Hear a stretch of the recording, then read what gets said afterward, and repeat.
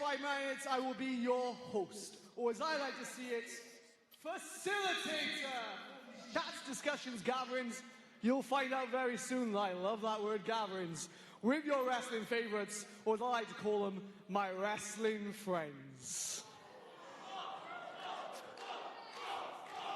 We have a mod chant in Plymouth. Now see, we are now live on Facebook, and at 7 o'clock we will be going live around the world on the free sports channel. So when that happens, I want to make sure you're as loud as possible. Can you do that for me, Plymouth? I think the microphone isn't working. I said, can you do that for me, Plymouth? Fantastic. Now, as it is culturally on this show, I like to have a guest. Now, last week when we were up north, we had somebody who, during his debut match, got knocked out twice and then ended up going on to win the match. Now, that's somebody who I feel, maybe even though he won the match, didn't get the best chance to show what he can do. So I want to bring him out tonight and have a chat. Does that sound good to you guys? Yeah. Okay, without further ado then, my guest tonight is Matty Mayhem! So here he is, the Punk Rocket from North Shields, who last week defeated Alex Young and HT Drake in a three-way match, really showing great guts in recovering from, like Flash Morgan Webster alluded to, a serious situation to still score the victory, Joe. Well, he did go through some brutal manoeuvres, but the thing that impressed me was that he didn't let it stop him from getting the victory. And that's what it takes to be a champion here in 5-star wrestling. Everyone faces adversity, you just need to be able to overcome it, and he did exactly that. I'm just not quite sure, though, Joe, how a mod and a punk rocker, a mod and a rocker, are going to coexist, given the history of the two genres, let's say. They might not, Greg. They might not. It all seems friendly at the moment. How are you doing, Matt? Are you good? You good? You good? Okay, so as I said to everyone, last week you had a match, and in that match you got knocked out twice and still went on to win the match. The fact you did that is incredible. It really is. But I just want to know, how are you feeling? Because being knocked out not once but twice can rattle it a little bit. So let's talk about it. How are you feeling? Well, tonight I'm feeling good, but to me personally, that victory was tainted. I got through that match having been knocked out twice, but it means nothing. I mean, I was in the ring with two of the hardest competitors I've been in the ring with, Howard Drake and Alex Young, but it means absolutely nothing. Would you say it means nothing because the knockout would have made you disorientated and you didn't get a chance to like lap it up and enjoy it? I understand. Now, you come out and I can see what you're wearing. I like it, and I can see that you're a punk. And when it comes to fashion, I like to think that I'm the man with a plan. And I think, as you said, that was tainted, that victory. So I think we let Plymouth find out tonight the story and the question everybody's asking, and that's who's better, the punks or the mods? What do you say, Plymouth? So it's okay with you. It's okay with everybody here. I say we clear the ring and we get a referee down here and we find out tonight who's the best. Let's go for it. Let's go for it. Yeah. Let's get a referee down here then. Let's do this! Whoa, there we go. Once again, the modcast leading to a happening. It's happened every single week here on 5-Star Wrestling. It's clear that Flash Morgan Webster. Referee Chris Robbs, everyone. Flash Morgan Webster wants a match. He wants to score his first victory here in 5-Star Wrestling, and he sees an opportunity to perhaps, bury the modern rocker rivalry once and for all. And the referee, thankfully, making sure that the plan will not be damaged in this encounter. Yeah, I'm not so sure about the plan. You know what? Bring that over here. Bring that over here. I'll look after it. There we go. I know that Flash asked for a plant pot in the first week, but they could have at least got one that had been watered. I mean, that is limp to say the least, Joe. I mean, it's daffodils. I mean, he is from Wales. Are they daffodils? Greg, stop touching it. Oh, I'm going to water it over here. Alan Titchmarsh would not be impressed. I'm going to pour some of my water in it. Yeah, you give it a water, Joe. I will give it a water. What is that meant? Is that meant to be funny? Give it a water? No, what do you mean by that? It looks a bit wilting. Right, there we go. Hydration. Anyway. So anyway, the modcast set is cleared and we are ready here in Plymouth for our opening contest, which clearly Flash Morgan Webster. Oh, wait a second, Matty Mayhem going straight after him. Referee Chris Roberts calling for the bell. And they say never turn your back on your opponent. And who can blame Matty Mayhem for going straight after Flash Morgan Webster? Choking him out on the ropes now. 1, 2, 3, 4, break off the rock. Some dirty tactics off the bat from the Punk. Absolutely, and he must, obviously, if he's kind of bending the rules, not breaking the rules, he must release the hold by 5. That's what the referee's doing there. Most of you know that, but just for the Some huge shots here from Matty Mayhem, and I'll tell you what, the likes of Johnny Rotten and Sid Vicious, God rest his soul, they may be proud of some of the vicious tactics that Matty Mayhem was employing in the early going, but the Mod Father, he wants a win here in 5-star wrestling, yet to score a victory. This is why I think the Mod Father invited Matty Mayhem onto the show. I think he thinks he can beat him. This is why he made the challenge. I think he wants to finally get one in the win column. He might do it right here with a beautiful reverse somersault senton. Chris Roberts makes the cover. And do you know what? I'm just going to see that cover that he had there of the pinfall. Basically, he was getting every bit of leverage that he could, covering his entire body. That is a very effective way to pin your opponent. Quick roll up from Matty Mayhem. Huge headbutt from Flash Morgan Webster right in the chest of Matty Mayhem. He picks him up, takes him down, beautiful. Drops him pretty much neck first there across the knee, and here goes Webster. Could this be it? Could this be the Welshman's first victory? Will he facilitate a win here on 5-Star Wrestling live on Facebook?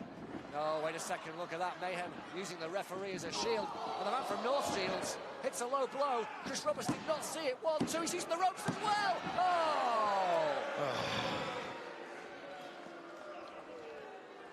Ladies and gentlemen, the winner of this contest, Matty Mayhem!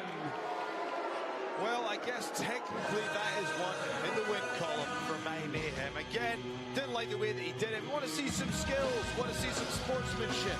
But the low blow followed by the pin with the ropes as leverage there. And obviously Flash Morgan Webster has to be absolutely devastated because look, it just seems like a series of bad luck. No one is questioning the abilities of Flash Morgan Webster. He's an elite athlete as well as this amazingly charismatic individual. Tough night for Flash Morgan Webster. So there we are. You've got to feel sorry for Flash, like you say. Comes to the start of the show, a great ambassador for us here on Free Sports, getting everybody going. Decides to, make that match with himself against Matty Mayhem, but Mayhem, dirty tricks, dirty tactics. It wasn't a case of London calling for the Clash fan, it was a case of Plymouth calling. And I just hope that Flash Morgan Webster can finally get a victory at some stage here on 5-Star Wrestling Live on Free Sports. He's a very popular young man. Got a lot of time for him. We go back to the ring with Steve Linsky. The following is a tag team match set for one fall. Introducing first,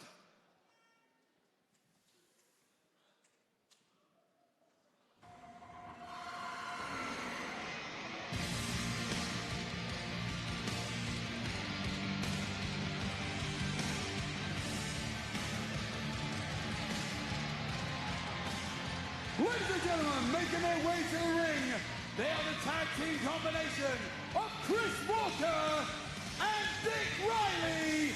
This is the Filth! It's the filth, Joe. Absolutely. Now, Greg, do you know anything about these guys? This is obviously their first appearance here in 5-Star Wrestling, but what I will say is I do approve of the choice of shirts that they've worn to the ring. It's getting me in that holiday spirit, Greg. I do know quite a bit about these guys. They've been a tag team for a long time, Riley and Walker, and they pride themselves on their sleaziness, let's just say. I don't think you would like them, Joe. Oh, don't like the sound of that. And their opponents! And here's one of the most popular teams in British wrestling right now. And two of the most popular men.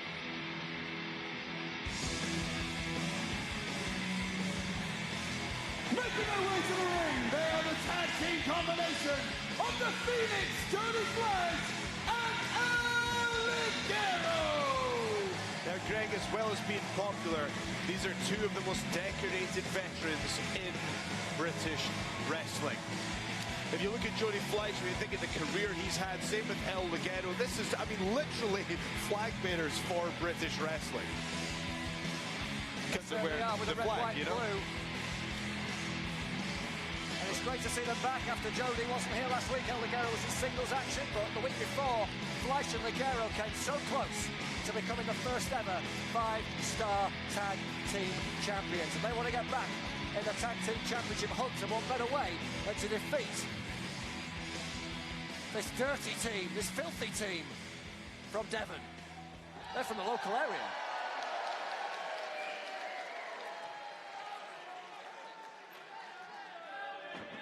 So, Greg, when you say filthy and dirty, what is it you mean by that?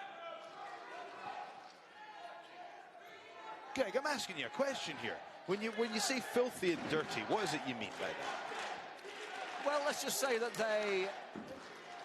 Is it PG? Am I going to be upset? I don't think it's particularly PG, no. Right.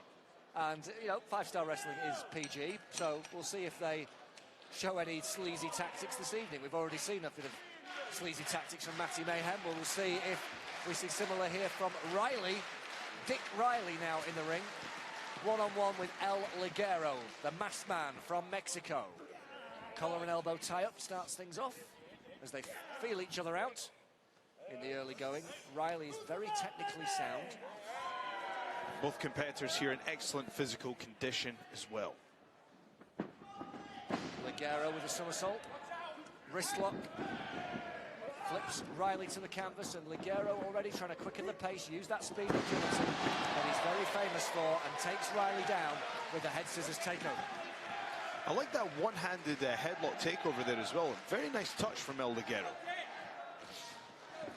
Ligero with the Irish whip, Riley, the bigger man, reversing it, and there's a blind tag there to Jody Fleisch. I'm not sure if Riley saw it. If he did, he's not seeing much now apart from stars from that Ligero shot.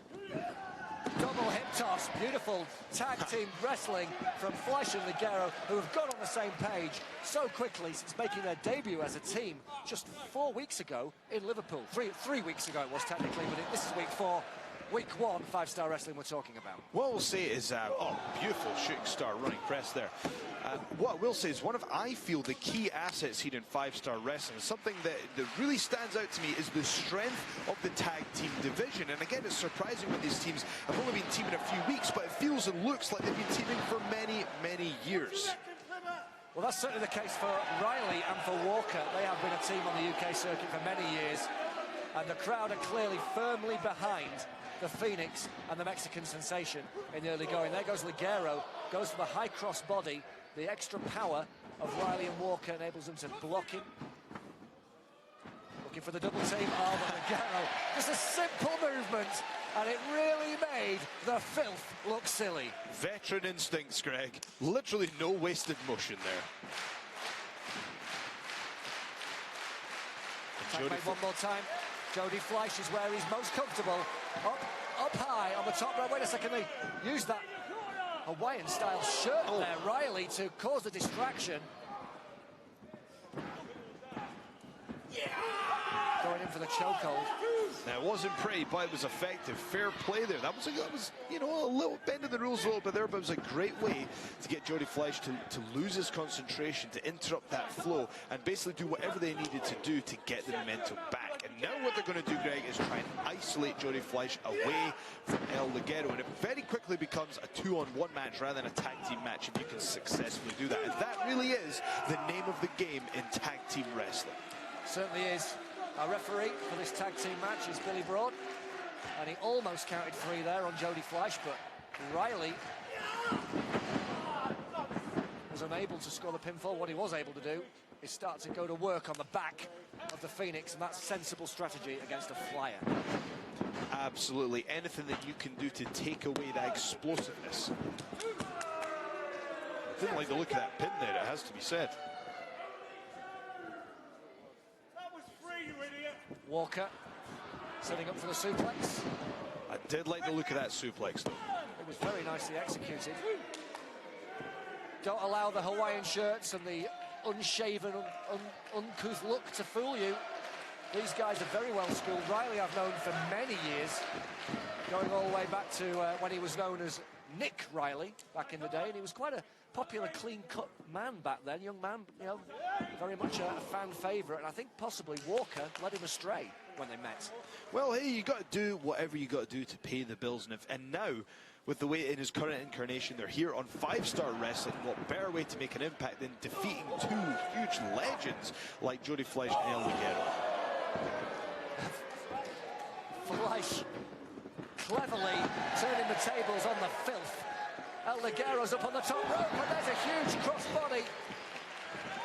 Ligero looking really sharp here this week, and now he's got both men in the ring at the same time. That's not a problem for Ligero. Look at the speed in which he's moving. Series of shots, Ligero going all the way around. Sets up Riley, sets up Wall, drops them both. Beautiful flatliner reverse DDT right there. Amazing work from El Ligero. Getting the crowd right behind him. That's the thing I like about this tag team. They're always having fun, Greg. Always having fun, enjoying the moment, being out there, entertaining the 5-Star Wrestling audience, and picking up some wins along the way. Here goes the backdrop onto the ring apron. El Ligero and Fleisch hit a double kick. And Dick Riley in a lot of trouble as he gets dropped with the Ligero cutter. Ligero going to perhaps sacrifice himself to take out Walker, and this should allow Jody Fleisch, if he doesn't take too long, surely got Dick Riley at his mercy. What is Jody going to go for? Oh, he didn't take too long, Joe. What an athlete Jody Fleisch is. To be able to hit a shooting star press and correct in midair to land on your feet. Flips him over with a front face back suplex and can't quite hold Dick Riley down for that 3 count. Wondering where you were going with that sentence there, Greg.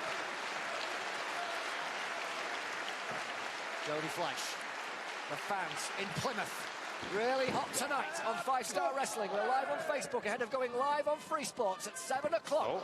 Jody was going for that top rope, but you know the man is human. Look at the way he adjusted, but look how Riley caught him with the sit-out powerbomb, and Ligero had to make the save there, and Jody's slip almost cost his team. Exactly, he gave that just split second to gather himself and hit that powerbomb out of nowhere. Going for it again here, this time a tiger powerbomb perhaps on El Ligero. Now Ligero was wise to that. Great balance from the UK luchador. But he's got to watch out for Chris Walker behind him.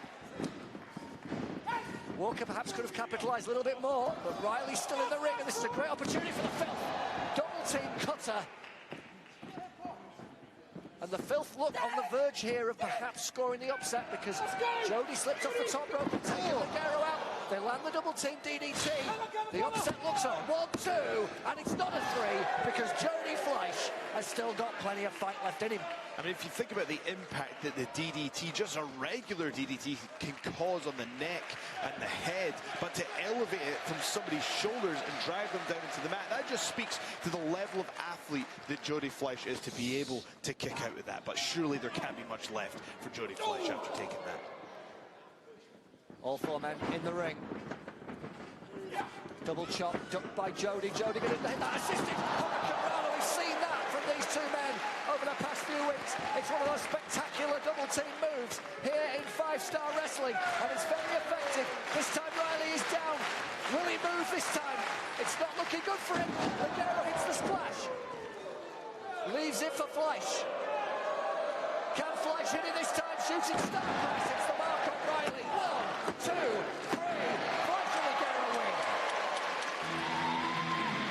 Ladies and gentlemen, the winner of this contest, El Ligero and the Phoenix, Jody Fleisch! Absolutely textbook victory there for El Ligero and Jody Fleisch. If that is the kind of tag team synergy that they continue to show here in 5-Star Wrestling, they're surely going to be a serious threat for our 5-Star tag team champions, Max money. What do you think of that performance, Greg? I thought it was phenomenal tag team wrestling. Very impressed. I think apart from that little slip from Jody Fleisch, which the Filth, who I have to say, were very impressive themselves, almost capitalised on. That was a flawless performance from Fleisch and Ligero.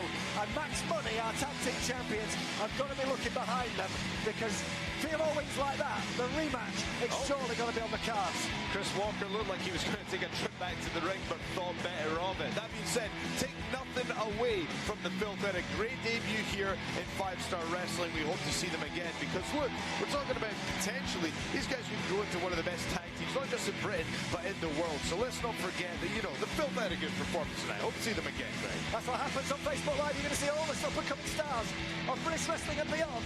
But tonight on Free Sports at 7 o'clock, 5-Star Wrestling comes live from the Plymouth Pavilions, and we have got so much going on. A lot of surprises. Make sure you get tuned and you stay on Facebook Live, or you tune to Free Sports at 7.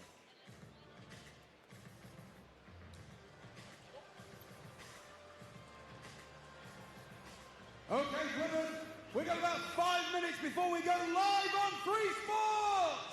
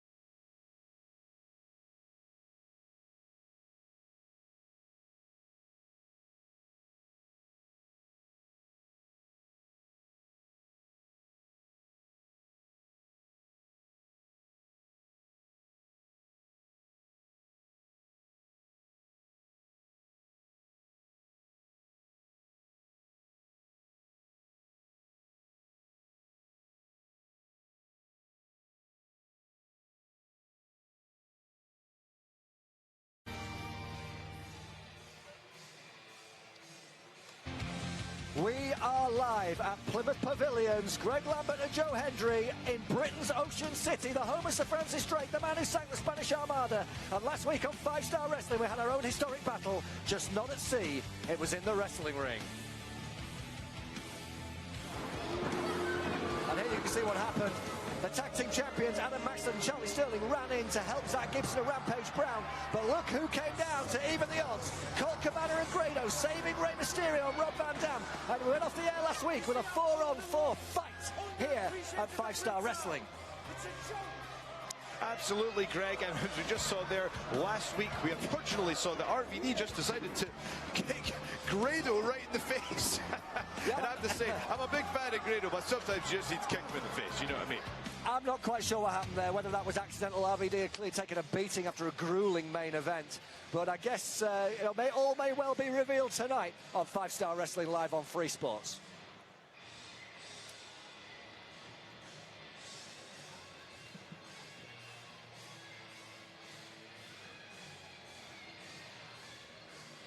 Yeah.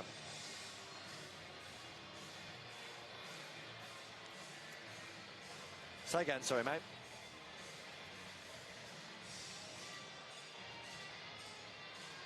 Yes. Although, having said that, no, Zach will interrupt him because he always does. He always comes out down the aisle and does his own thing.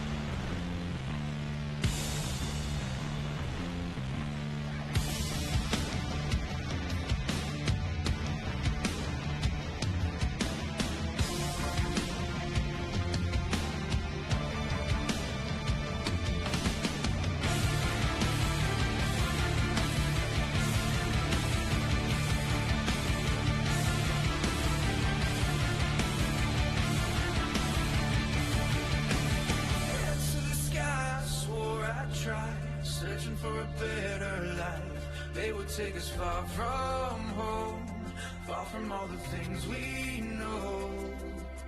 Used to feel my body shake, I won't ever break another bone. We ran out of luck, I know, now we're indestructible. There's nothing more you can do, so run if you want to. 'Cause we are machines, started with a stone cold heart. We don't need to create a machine. Cities of resistance falling under our fate. Our machines, emotionless, no battlefield can hinder us. 'Cause we are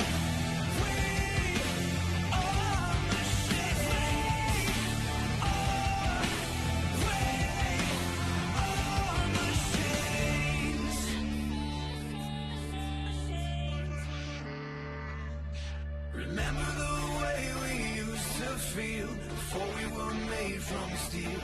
We will take the field again, an army of 1,000 men. It's time to rise up, we're breaking through. 'Cause we are machines, started with a stone cold heart. We don't need to create a machine. Cities of resistance falling under our fate. Our machines, emotionless, no battlefield can hinder us. 'Cause we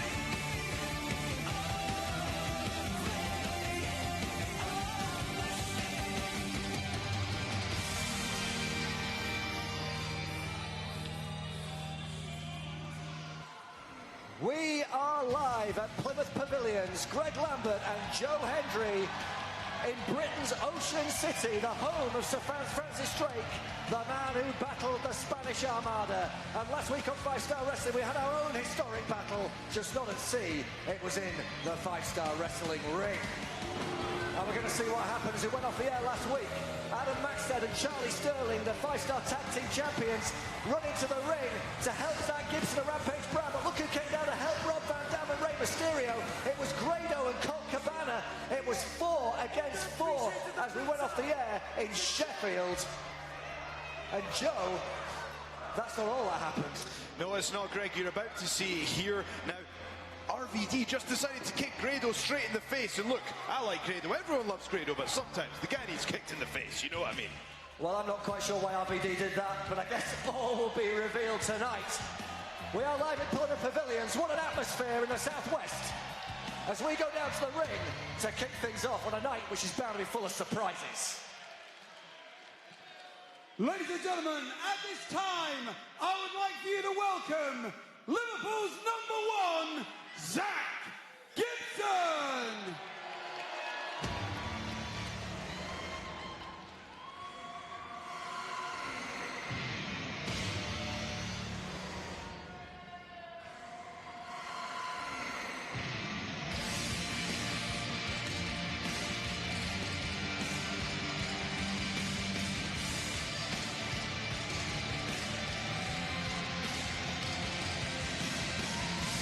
So here we have Zach Gibson, Rampage Brown, Adam Flex Maxted and Charlie Sterling, the 5-Star Tag Team Champions. It looks to me, after what happened last week, it looks right now that they are together. What a collection of athletes, Greg. Right here, you're looking at the very best of British wrestling. I am Liverpool's #1, Zach Gibson.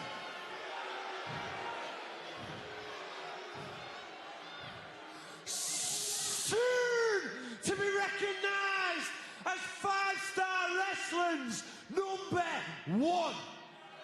Soon to be recognised as the UK's #1.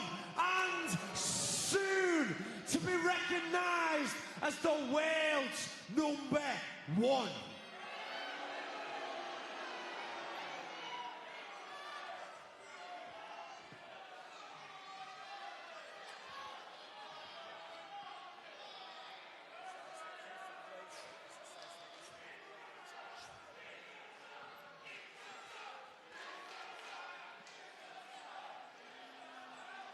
we have got a few things to say.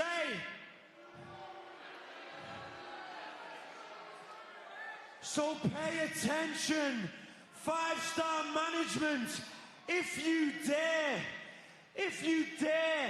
even think about cutting this microphone, if you dare even contemplate turning this microphone off, I will grab this microphone.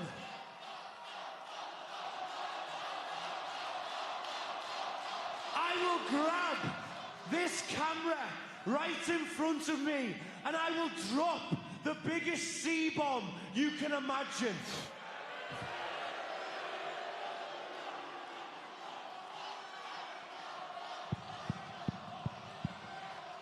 Are we still on? Yeah, I thought so. This man, worth every single pound, Charlie Sterling. This man, the most handsome man in professional wrestling, Adam Maxton. And the beast, the veteran, Rampage Brown. This ring currently has 4 of the very best wrestlers anywhere around the ring, anywhere around the world. 4 guys that you can build a promotion around. 4 guys that you can stick on live television with a live microphone, because we have been doing this for years and because nobody does it better.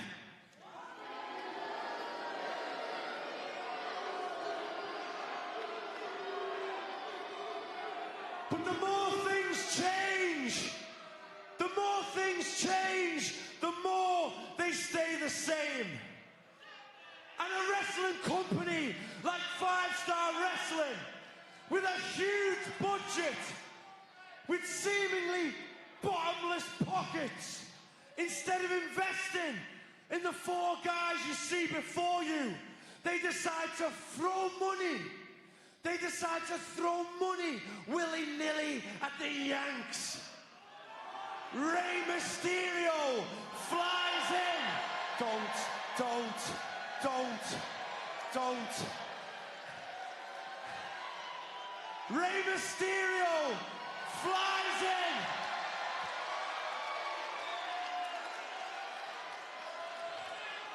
Flies in business class every single week. Rey Mysterio gets waited on hand and foot every single week, whilst once again the Brits play second fiddle. Rob Van Dam.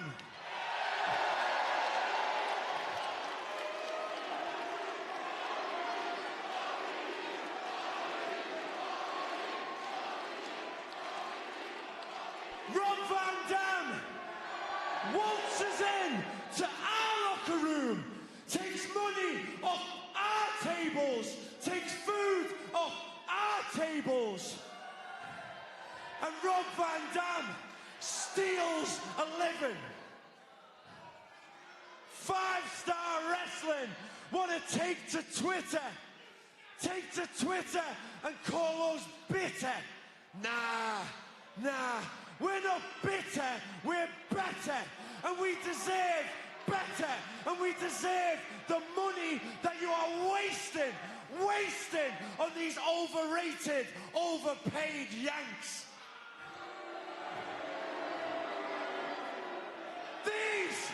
These 2 men are your 5-star tag team champions. Yet last week, all he wanted to talk about on commentary was Rob Van Dam and Rey Mysterio tag teaming for the first time in 10 years. It was a big story, to be fair. This show belongs to us, which is why last week the 4 of us stole the limelight. The four of us took what belongs to us, because God forbid a British wrestler main events a British wrestling show. So where is my title shot? Because five-star management don't want to give me it. Jake Hager is scared to give me it. Where is my title shot? They're probably gonna give it to John Morrison, or Carlito, or Chris Masters, or honorary Yank Grado. This show belongs. Oh, you dafty! Hey, you! Zach Gibson in your free dafty pose! You lot have been getting on my nerves. I've been watching you for the last couple of weeks, and I think it's about time you shut your gut. And by the way, Zach, and by the way, I've got you on Facebook. You are an absolute hypocrite, Doug Buzz. I've seen the pictures of you when you were 12 years old with Rob Van Dam. I've seen the pictures of your Rey Mysterio DVDs that you've got. Signed. You are an absolute hypocrite. Grado, don't you dare.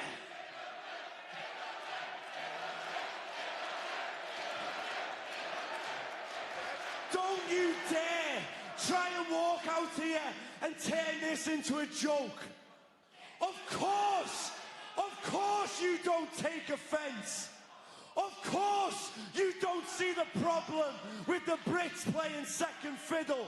Because, Grado, you are not a British professional wrestler. Grado, the panto star. Grado, the funny man from TV. But not once have you been in the trenches with the real wrestlers. Not once have you drove from Bognor to Skegness with your knees around your head, with suitcases on your knees, because you have no idea what it's like to be a British professional wrestler. You are a joke. And you honestly think that the Yanks in the back care about you because of the impact that you make in pro wrestling. Grado, you came out last week to save Rob Van Dam, and he didn't know who you were, didn't have a clue what your name is, and he kicked you in the face. No, that's a load of rubbish. You know, the reason why RVD kicked me in the face last week is because, well, I've been on a diet. I've been eating a lot less. I spent a week in Tenerife, I've got a cracking tan. He didn't recognise me. And since then, I've been to RVD's house. I went there at 4:20 last week, and we patched things up. So me and RVD and all the rest of them were pals. No more jokes. No more jokes. Let's just talk facts. So you think you're pals with Rob Van Dam? You think Rey Mysterio has a clue who you are? What do you think is going to happen in the next 20 seconds or so when Adam Maxted, Charlie Sterling, Rampage Brown and Liverpool's #1 get out this ring, walk up that ramp and beat the hell out of you 4-on-1? 4-on-1! Is that right? 4-on-1? No! 4-on-4!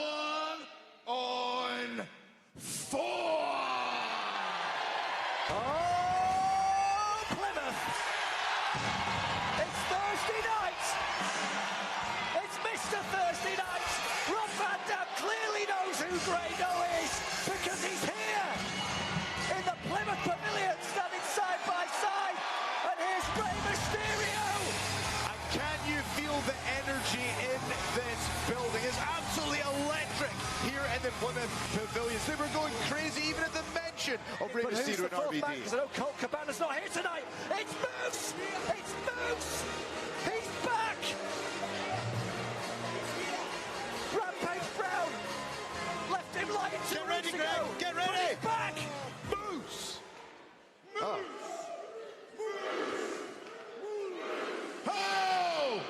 It's yourselves! Come on, let's go. And here we go! Here we go! The fight is on! The fight is on! It's Grado and his American friends against the bitter Brits, whichever way you want to look at it. Now remember, Moose is also going to be desperate to get his hands on Rampage Brown, who's basically tried to end his career on several occasions, and they've just cleared house. They have indeed! It's chaos here in Plymouth! Grado, RVD, Moose, and Rey Mysterio standing tall. Gibson and his cronies. Terrell. What will happen next? On 5-Star Wrestling, what a start to the show!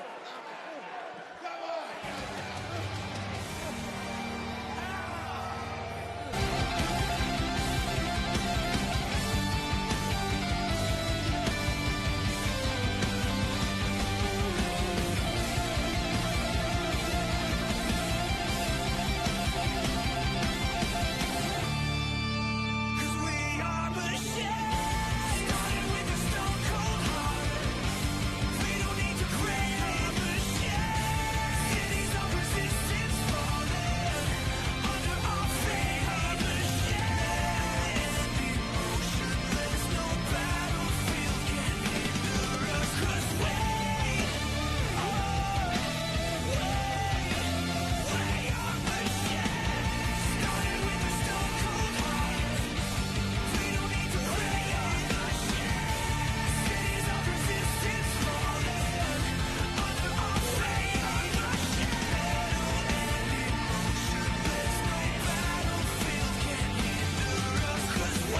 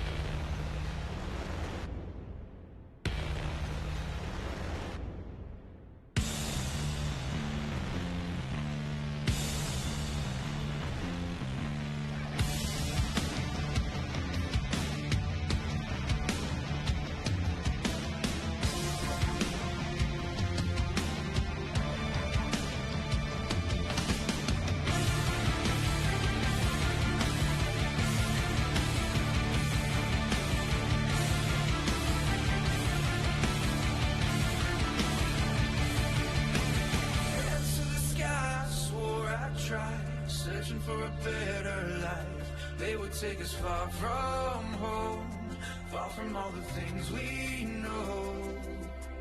Used to feel my body shake, I won't ever break another bone. We ran out of luck, I know, now we're indestructible.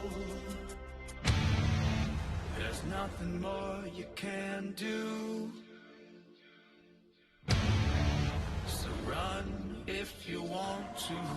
'Cause we are machines, started with a stone cold.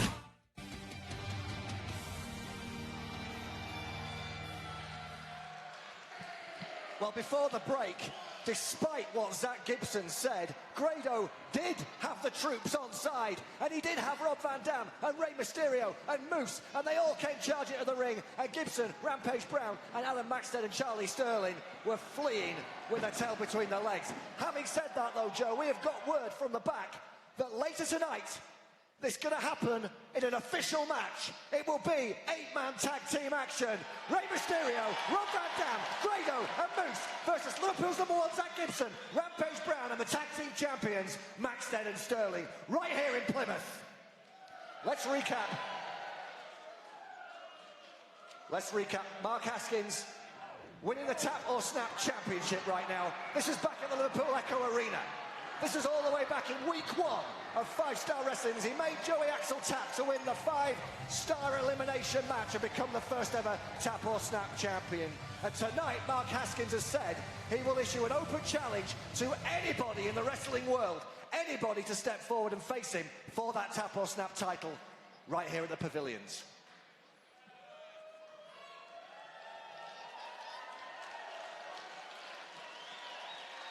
It is now time for the Mark Haskins Open Challenge for the Tap or Snap Championship.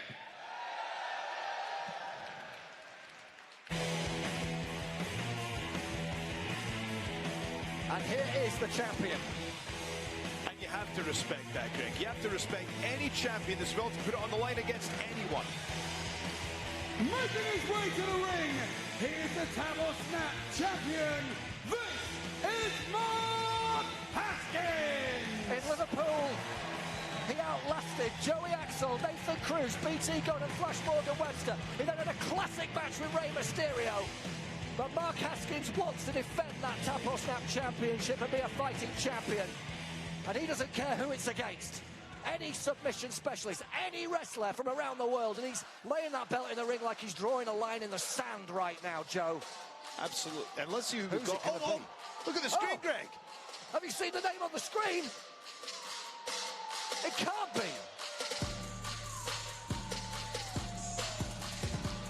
It is. It is.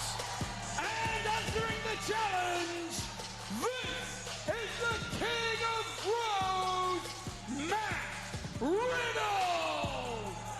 Well, ask and you shall receive, Joe. It is the King of Bros, the former UFC fighting machine, Matt Riddle from the United States of America. One of the hottest unsigned wrestling talents anywhere on this planet. In my opinion, he's the #1 unsigned talent on the planet, and he's here to answer the challenge of Mark Haskins. Now, not only is he a huge star in professional wrestling now, but Greg, picture this. No one else in the history of the UFC has gone out on a 4-fight winning streak. Who else has done that? And now he's in pro wrestling, and he's here to challenge for the Tap or Snap title. Right here in 5-Star Wrestling. And only 3 years into his professional wrestling career, he has wrestled and beaten some of the very best. He's got everybody talking about him. He is clearly a natural when it comes to one-to-one combat. And he is a master at submission-style wrestling. And Haskins and Riddle, the spirit of competition is clearly flowing through the pair of them right now. It's getting quite intense, Joe, and we haven't even started here. What a treat for the fans in Plymouth. What a treat for the TV audience. And the aggression levels are as high as they could possibly be. And as you say, Greg, the match hasn't even started, and they're already in each other's face. For those of you who've not seen the Tap or Snap Championship or watched 5-Star Wrestling before, it is quite simple.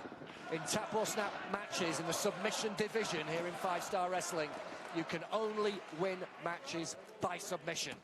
You make your opponent quit. You make your opponent tap. You make your opponent give up. And the reason I love that stipulation, Greg, is because it gives a clear winner. If someone submits to you, if someone says, I can't take any more, it is very clear who the victor is. And there's Matt Riddle going for a low single leg takedown. Mark Haskins sprawls on him, is going for what looks like a guillotine, but Matt Riddle, with that wrestling foundation, has got Mark Haskins on his back, who's actually got him in the guard position, looking for an armbar, possibly transitioning into an omoplata. But now Matt Riddle has what looks like a half Boston. I can't keep up, Greg. I just can't. I'm going to have to stop giving up. Well, Joe, you can just tell you've got an amateur wrestling background right there, because these men are definitely going to show you a style of wrestling that is fluid, a style of wrestling that will involve picking out body parts, working on them, and then transitioning from one part of the body to the other, trying to find a weak spot, trying to find a way to give the opponent a lot of pain, and ultimately make them submit. Haskins with a waistlock takedown. Keeping Haskins grounded now. And he's going for a rear naked choke there. And he's trying to get those hooks in, what he's seen, but he transitions. Looking for the pin there, and now he's got a hold of that leg, because again, this is tap for snap, so I should say he's not looking for the bid, sorry, the roll up into the submission position there. It's very difficult to keep up with these two, and this is professional wrestling to me. Well, when we inaugurated the tap or snap title, I think this is exactly the kind of thing that we thought would happen and what we wanted to happen. We wanted Oh my goodness, to step forward. sorry to cut you off, Greg, but just a slap to the face there from Matt Riddle, trying to get in the head of Mark Haskins. And here's the thing, like, neither man has any fear, but Matt Riddle has been in the octagon before, so he loves that physical intensity. Apparently so does Mark Haskins, with a slap right back to the face. Oh my goodness. No, it's Britain versus America here in the spirit of competition in five-star wrestling, and we have a chop fest kicking off here in Plymouth as these two men go back and forth with a series of hefty blows. And Greg, this shows that anyone can show up at any time here in five-star wrestling. And this is what happens if you're in Mark Haskins' position and you say, anyone in the world, come and face me for the tap or snap. And who better suited for that than Matt Riddle? Riddle with the bare feet, the long hair, the baseball cap. Says bro pretty much in every single sentence. He is a very laid-back and likeable guy. Once he gets in the ring, he's a fighting machine. If you look at the difference between the competitors here, Mark Haskins has kick pads, whereas Matt Riddle, as you say, has the bare shins exposed. And there's pros and cons for either, but I wouldn't want to get kicked in the face by that shin bone or that knee. That knee has knockout power. That knee has won Matt Riddle many an encounter all over the world. And it is baffling to me when you say that Matt Riddle has been a professional wrestler for 3 years. It looks like he's a 10-year veteran right now. And a very interesting tactic here. Can't win the match like that, but you can use the ropes for extra leverage on the choke. What he's trying to do here is cut off the circulation, the blood flow, which can very quickly render your opponent unconscious. But that can also happen. Yeah, unique way to counter the move. Haskins snapmaring Riddle over the top rope and to the floor. And Haskins looks like he's going to throw caution to the wind here. Already hitting the second time. Beautiful change of position from the champion. And the tope dive sends the American down hard. And again, that might be where those pro wrestling veteran instincts come into play there for Mark Haskins, knowing where he is in the ring at all times. And right now, he's kind of using it as a weapon, planting his opponent on what's the hardest part of the ring. And now, again, as I say, using the ring as a weapon, put your opponent where you want them to be. Now he's going to the top of the ramp, Greg. Well, you can't make your opponent submit outside the ring, but you can certainly beat him into a position where he might just not want to take any more. And I think that's what Haskins is trying to do right now. Either that or really weaken Riddle so he can maneuver him back in the ring and go for perhaps the snap trap armbar or the sharpshooter, which brought him the five-star tap or snap championship back in Liverpool. Oh, nice shot from Riddle. I think you could feel that one through your television screen. I don't think anyone wants to be hit like that by a striking specialist like Matt Riddle. You hear the chants of bro here in Plymouth as Riddle dropping Mark Haskins on his tailbone on the ring apron and delivering a series of heavy, barefooted kicks to the pectorals. Oh, and there's a final blow which sends Haskins face first. And you can just hear that flesh on flesh, that shin bone just colliding with the chest of Mark Haskins. We talk about this a lot, but cardiovascular conditioning is key for professional wrestling. And getting, a shin bone with that velocity right into the chest is not going to help you recover. There's a big fight feel here live on Free Sports on 5-Star Wrestling. Every Thursday night you will see action like this. You will see surprises like this. Matt Riddle arriving in a 5-star ring with his mind firmly set on the 5-Star Wrestling Tap or Snap Championship. This man, we talked about your amateur wrestling background, Joe, before. Commonwealth Games team member coming up, but Matt Riddle started amateur wrestling at the age of 11. And I think it's that background that has enabled him to transition so smoothly from one fighting discipline to another. Absolutely, and look at the strength that he's got. Like you say, Greg, look, I'm on the Commonwealth team. I'm an elite athlete. There's a very small list of people in professional wrestling that could kick my behind. But I'll tell you what, I think Matt Riddle might be on it. Well, I wouldn't like to be on the receiving end of any of those gut-wrench suplexes. Oh, indeed, that senton. And the thing I really enjoy about watching Matt Riddle work is that he takes his time, Greg. He's not rushing through everything. But Mark Haskins back with a slap to the face again. Haskins wanted this. Haskins made the open challenge. Haskins will not back down. But at the moment, Joe, Riddle has got firm control. The challenger is looking really good right now. Series of forearms. Haskins is trapped in the corner, and Riddle's nickname is Deep Waters, and that's exactly what Haskins is right now in Britain's Ocean City. Oh, but maybe he was playing a little bit of possum. Caught Riddle coming in with the kick. And you have to wonder, did Riddle take just a second too long there? Talking to the crowd, but here we go. Oh, look at the angle on that, Greg. Look at the arm. Transition right into the crossface, and Riddle's got to get to the ropes. If he can get to the ropes, he can force a break. If he can't force the break, he may tap out. And that will mean Haskins will retain the championship.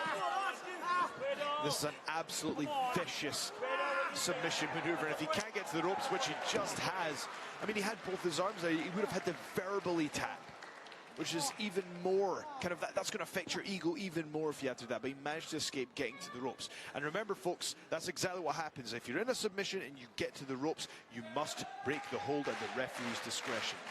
And Matt Riddle has got a great wingspan, and he's got long legs. And when you're in a submission hold like he was right now, that is an advantage in being able to get a part of your body to the ropes and force the break. But Haskins is continuing the volley of kicks. And we have seen some stinging shots from hands and feet in this Tap or Snap Championship match. And still, Haskins unloads repeatedly. And Riddle looks in a lot of pain right now. Tell you what, Mark Haskins was not messing around there. He feels it's his turn to inflict some damage now. Haskins measuring Riddle. But at the moment, it is very much a riddle that Haskins has to solve, because this man is tough and he can counter virtually everything that Haskins is trying. But right there, going for a kind of knee bar with some torque on the ankle as well. certainly is, but Riddle kicks him off. Picks him up onto the shoulders, and we know what he's going for there. He calls it the broke to sleep, but Haskins counter with a reverse. Release German suplex. Riddle bounced straight back up. How deceptively tough is this laid-back character from the USA? Oh, and he caught him. Did he catch him with it? Bro to sleep. Kind of broke to sleep. Haskins maybe was able to ride with it. Roll through. We saw him do this on Mysterio a couple of weeks ago. It's beautiful as he drops him on his head with a Death Valley driver, and both men are down. And one had to wonder, Greg, if pinfalls were allowed. Perhaps Mark Haskins could have capitalized and got the pinfall there, but that's the beauty of Tap or Snap. It's not enough to just incapacitate your opponent. You have to make them quit, Greg. Or, I suppose, snap a bone. Excitement is at fever pitch here at the Plymouth Pavilions, as Mark Haskins defends the 5-Star Wrestling Tap or Snap Championship in an open challenge against Matt Riddle, the challenger from America, who came out here tonight as a big shock and has given Haskins all he can handle. But is it going to be enough to see the title change hands, or will the Brit prevail? He's bleeding from the nose, Joe, is Haskins. And if you look at his chest, looks like there's blood coming through there as well. This is a brutal matchup. That's what Tap or Snap is all about. It's about that physical intensity. They're both up in the ante here with those vicious strikes. You won't win the match this way, but you'll find out who the tougher of the two is. It's a war. It's toe-to-toe. And Haskins gets in the final blow and hits a big, shining wizard. The knee strike knocking Riddle down, beating him in his own game perhaps, but Riddle counters and takes him down. Beautiful Death Valley driver straight into that rear naked choke. Mark Haskins knows how to defend that. Oh, Haskins is really bleeding now out of the nose. He's trying to stop those elbow strikes because he knows that if too many of those land, he could go spark out. He hits that loose Ippon Nagi there to get him off. Riddle deadlifts him up, looking for that roll through on his knee bar. Oh, wait a second. He's not going to. Yes, he is. He hits the reverse pile driver. And is he going to hook? Is he going to hook the Bromission perhaps? Or is he going to just pound Haskins with a series of hard elbows? Oh my and God. Haskins looks like he's Haskins fading. got no choice here. Haskins has got no choice. It looks like he's out cold. He's got him in the Bromission. He's got him in that submission hold. And he's chopping away at Haskins' bloody chest. And Haskins, oh my God, Haskins! We've got a brand new Tapper Snap champion here in 5-Star Wrestling. Congratulations. Ladies and gentlemen, the winner of this contest and new Tapper Snap champion, Matt Riddle!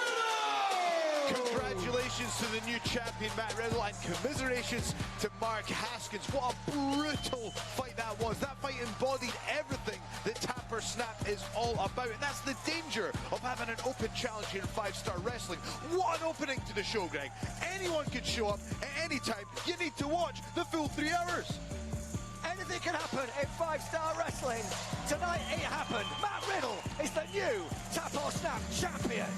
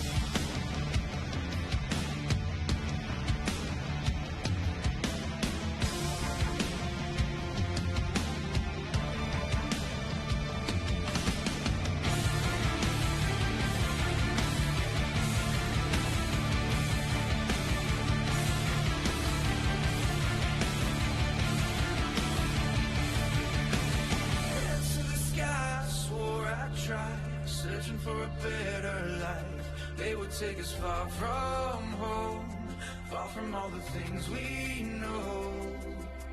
Used to feel my body shake. I won't ever break another bone. We ran out of luck, I know. Now we're indestructible. There's nothing more you can do. So run if you want to. 'Cause we are machines. Started with a stone cold heart. We don't need to pray on machines. Cities of resistance falling under our fate. Our machines. In motion, there's no battlefield can hinder us. 'Cause we are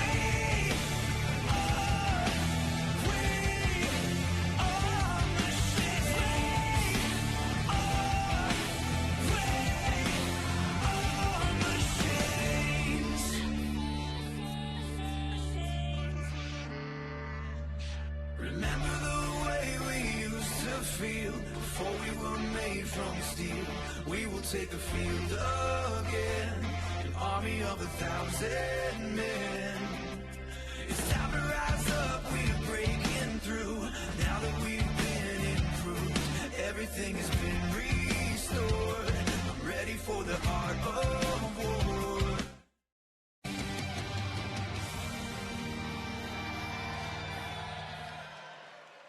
You have been treated on 5-Star Wrestling tonight on Free Sports to a classic Tap or Snap Championship match and also a shocking conclusion as Matt Riddle accepted Mark Haskins' open challenge and made him tap to the Pro Mission to become the new champion. Last week we had Grado and Cabana come out of nowhere. Tonight, Matt Riddle, it's surprise after surprise. You need to watch 5-Star Wrestling every week. You never know who might turn up. And there is the new champ, Matt Riddle. Last week, We were talking about Grado and Colt Cabana arriving on the following is a modcast. tag team match set for one fall. And we will see what happened right here. Introducing first. It was our Carlito malfunctioning with the apple spit. Colt Cabana pulling Carlito out of the ring, and then Grado scoring a pinfall on the masterpiece Chris Masters. A victory for Grado and Cabana. A little bit of bickering with the Masters of Cool.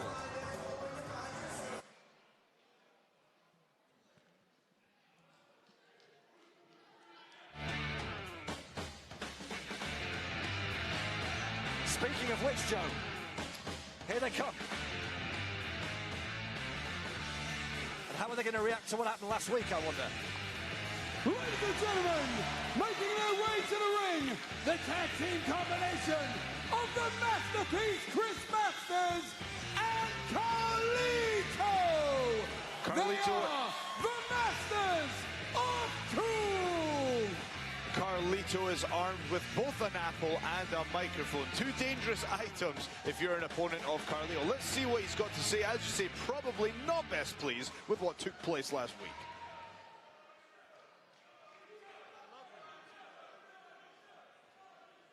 We didn't come here all the way to England for nothing.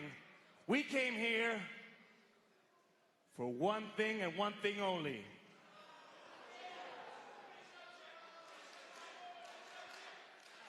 But apparently, people don't seem to take it seriously around here. What do you think? Yeah, they don't take it seriously, but the fact is, Carlito, we're here for one thing and one thing only, and that's the 5-star Tag Team Championship. So no more jokes, no more games. We are here to fight. Well, that's refreshing. Oh, wait a second. You want to fight, Masters? When are they going to get one? Because that's all these guys know how to do. Well, apart from party, that is. As you said earlier, Greg, ask and thou shalt receive. You want to fight? You've got one. Here comes the UK Hooligans. Ladies and gentlemen, making their way to the ring, they are the tag team combination of Zack Knight and Roy Knight. These are the UK Hooligans. We saw them make their debut in 5-star wrestling last week. They came up on the shorthand end after an incredible effort to win the 5-star tag team championship against Max Money. Absolutely, Greg. As for Masters and Carlito, Joe, sorry about to cut That's you all off. right. I will accept your gracious apology, Greg. As I was saying before you rudely interrupted me, this is a testament to the quality of the tag team division here in 5-star wrestling. It's up there with any company in the world because we've got people like the UK Hooligans here to take on the Masters of Cool. 3 matches for Carlito and Chris Masters so far in 5-star wrestling. 1 win out of 3. They are definitely looking to reverse fortunes here, but the Hooligans will be looking to score their first victory. Now, where a lot of our tag teams here in 5-star wrestling are kind of new in tagging together, both these teams have extensive experience of wrestling with each other all over the world.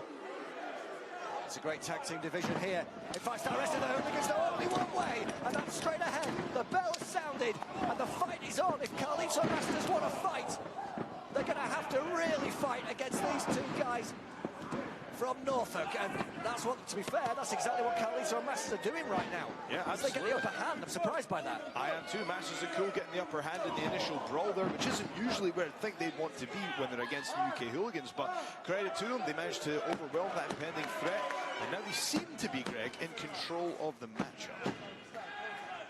The American, the Puerto Rican, Irish European, the East Anglian, Roy Knight, the elder of the two Bother boys from Norwich, as Zack Knight hits a big flip dive off the top. The younger Knight, double clothesline on Carlito, double clothesline on Chris Masters. The Hooligans are rolling here in Plymouth. Absolutely, the momentum is now clearly in their favour, and the crowd seems behind them as well. As Masters of Cool take a moment to take a break. Oh, there's Zack. But Zack didn't take a break. He will fling his body around. He just does not care. He just wants to entertain. He wants to fight.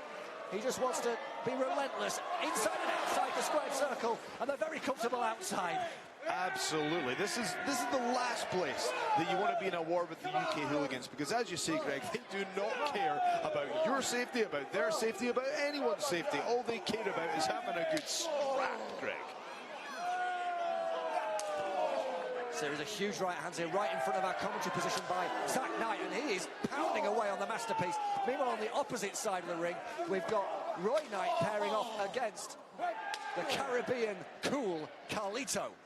And as we said earlier, Masters are Cool have to figure out a way to get this back inside the ring, because that's where they're going to have the best chance against these two guys that just love to fight.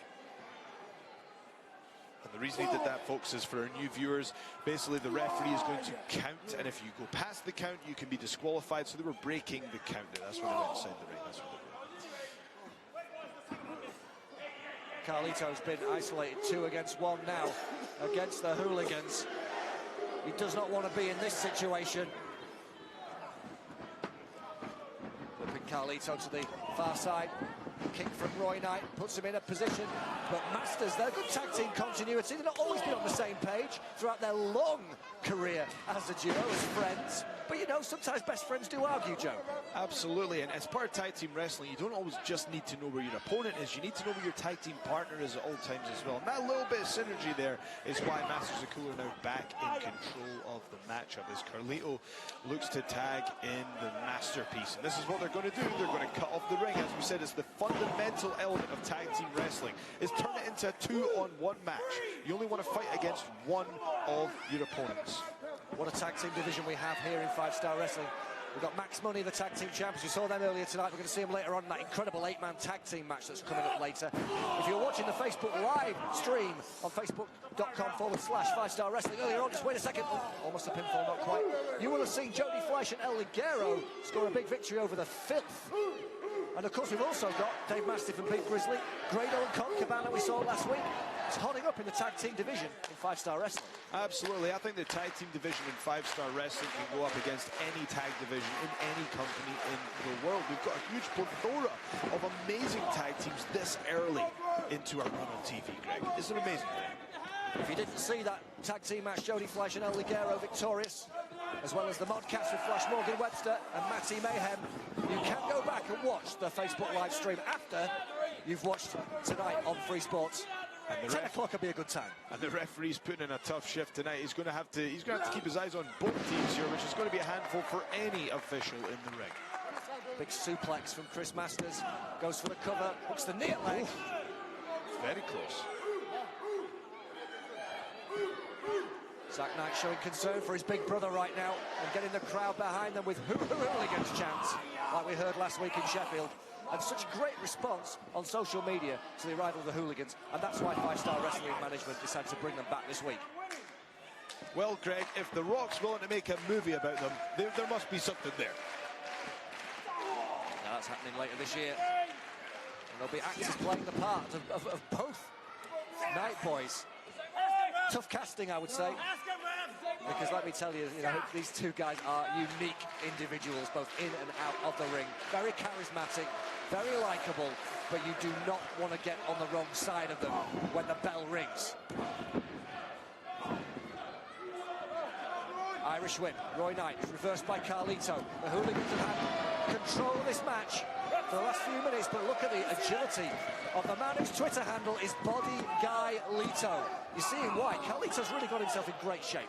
I have to say, that the cool thing about Carlito, if you will, pun intended, is that that is a rare thing, that little nip up there, but it just lets everyone know and reminds them how great an athlete that Carlito is. And I have to take my hat off to the strategy that they're employing here. This is exactly the strategy that you want to be using if you're going to try and take out the UK hooligans, who just prefer that kind of brawl style. You want to make it very controlled, and you want to isolate one of the brothers. And that's what they're doing perfectly right now. It's a matter of time, Greg. Backbreaker from the masterpiece. And this is exactly the kind of hole where Masters can excel. He's in such incredible shape. He's got such power in those biceps. And you can see now that he's applying the pressure, pressing down on the face of Roy Knight and driving the knee into the back. Well, Greg, let me just correct you. It's actually the triceps that you would push down to create the torque on the spine there, okay? Let's leave let's leave that side of things to the prestigious one. You got me tripping on my words now, Greg. I'm going to throw my pen at you. I do have an excuse. I think I have neither biceps nor triceps. I don't think so. But you know who does? Chris Masters. Exactly. Leg drop from the masterpiece. Goes for the cover. 1-2. Not quite. Referee Billy Broad almost completing the 3. Masters and Carlito, they like to take their time when they've got their opponent down. It's very methodical, it's very deliberate, but it's high impact. It's a huge body slam. Was that biceps or triceps, Joe? Okay, well, he's actually going to be using his legs and his back to leverage his opponent up there mainly. It's not as simple as you might think, Greg. It takes years. And Chris Masters has put in those years. Look at that physique, for God's sakes. Don't often see Masters up on the second or the top turnbuckle, either of them. Oh. That's why. He just landed straight on a big Bother Boy boot from Roy Knight. And something came out of his mouth there. I don't know what that was, Greg, but that boot was something else. It may have been a tooth, it may have been chewing on, I'm not entirely sure. He shouldn't be chewing in the ring. If he is, he's only asking for trouble. And trouble is what he's going to get, because here comes Zack Knight. The tag is made, the double tag is made. Carlito goes down. Big shots from Zack. Drop kick. The Puerto Rican sent flying across the ring. A couple of huge forearms there, and a stiff drop kick to the chest as well. Carlito may be from the islands, but he's definitely not in paradise right now. But hang on a second, he's turned the tables.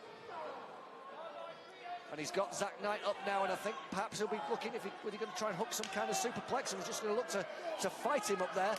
And actually, Zack Knight now is holding the higher ground. Knocks Carlito off. And he's going up top. Zack Knight looking for a big dive. And if he hits this, it could be over, but no. Masters sets him up for the backstabber. Roy Knight is down. He's taking a huge amount of punishment. I don't think he's going to save him. And the Masters of Cool have won it. Ladies and gentlemen, the winners of this match, the Masters of Cool.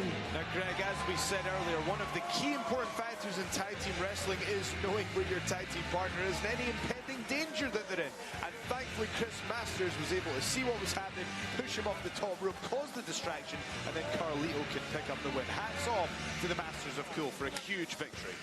2 wins out of 4 now in 5-star wrestling. That's a much better record. They'll be a lot happier than that. Carlito and Chris Masters came for a fight, and they came and they saw it, and they conquered the hooligans here in Plymouth. And we'll be back with more 5-star wrestling very soon.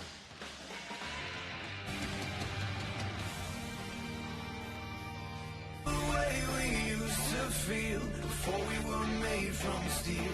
We will take a field again, an army of 1,000 men. It's time to rise up, we're breaking through. Now that we've been improved, everything has been restored. I'm ready for the art of war. There's nothing more you can do. So you can run if you want to, 'cause we are machines. Started with a stone cold heart. We don't need to create a machine. Cities of resistance falling under our fate of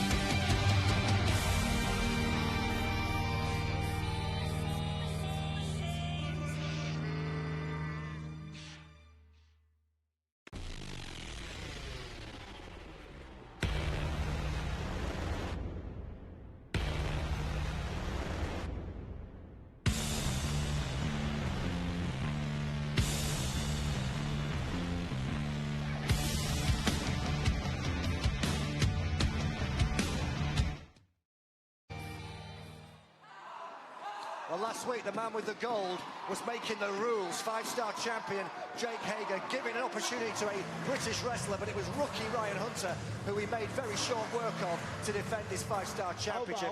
And look what happened afterwards. In Plymouth, you, me, the English Lion, one-on-one one more time for that five-star heavyweight championship. Come on, man.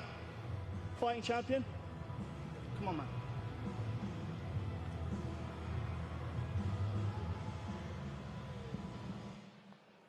At this time, I would like to welcome to the ring Plymouth's very own, the English Lion, Eddie Ryan!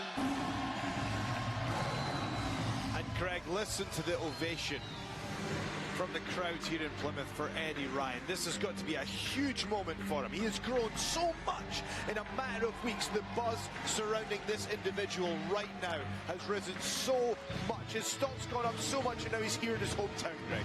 Think about what it must mean to him to stand there on the ramp. Well, last week, Eddie Ryan's challenge to Jake Hager for the five-star championship went unanswered. So the English Lion has come to Plymouth on a roll.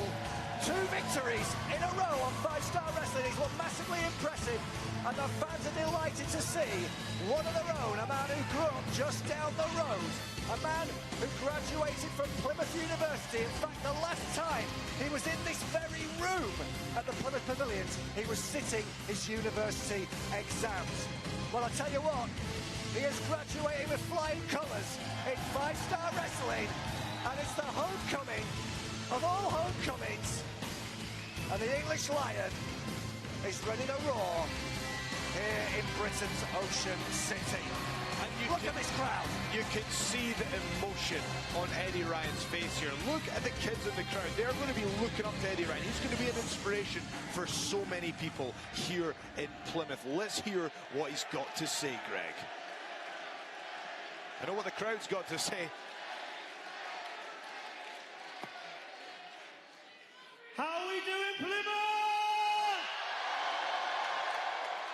Oh my God, the goosebumps are so high on my arms. This is incredible. But I believe that last week I asked Jake Hager a question regarding tonight's show.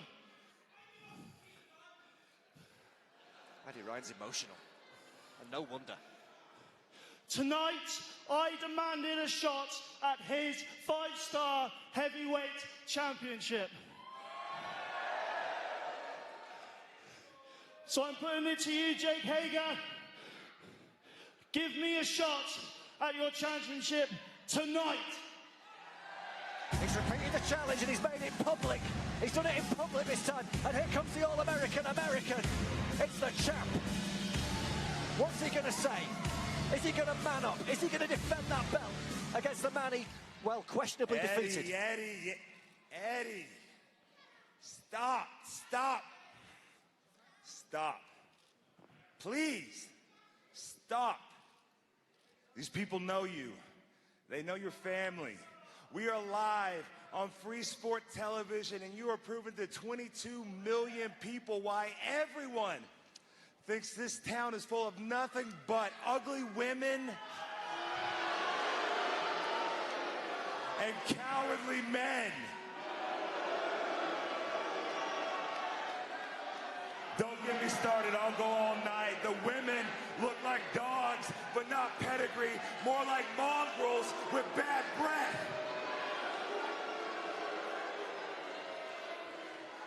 And the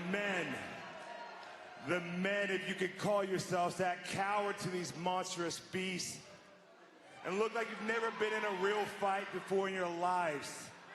Also, bad breath.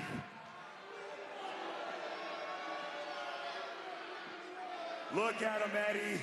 Look at each and one of them. You're just like them. And guess what? They're not special. You're not special.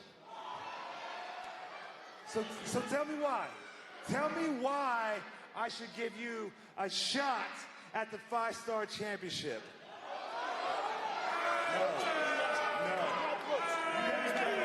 extraordinary in your life.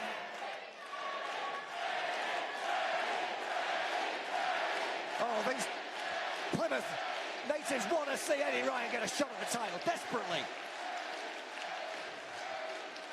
All right. That's enough from the beach bar over here. You know what would be special? You know what these people, these ugly and gross people would remember? Besides the shower, you know what they would remember? If one of their own won a gauntlet match against 5 other wrestlers and actually earned a title shot. What? That would be special. That would be extraordinary. So what do you say, Eddie? What do you say, Eddie? Are you special? A gauntlet match against 5 men. Do you want to run the gauntlet to come after me?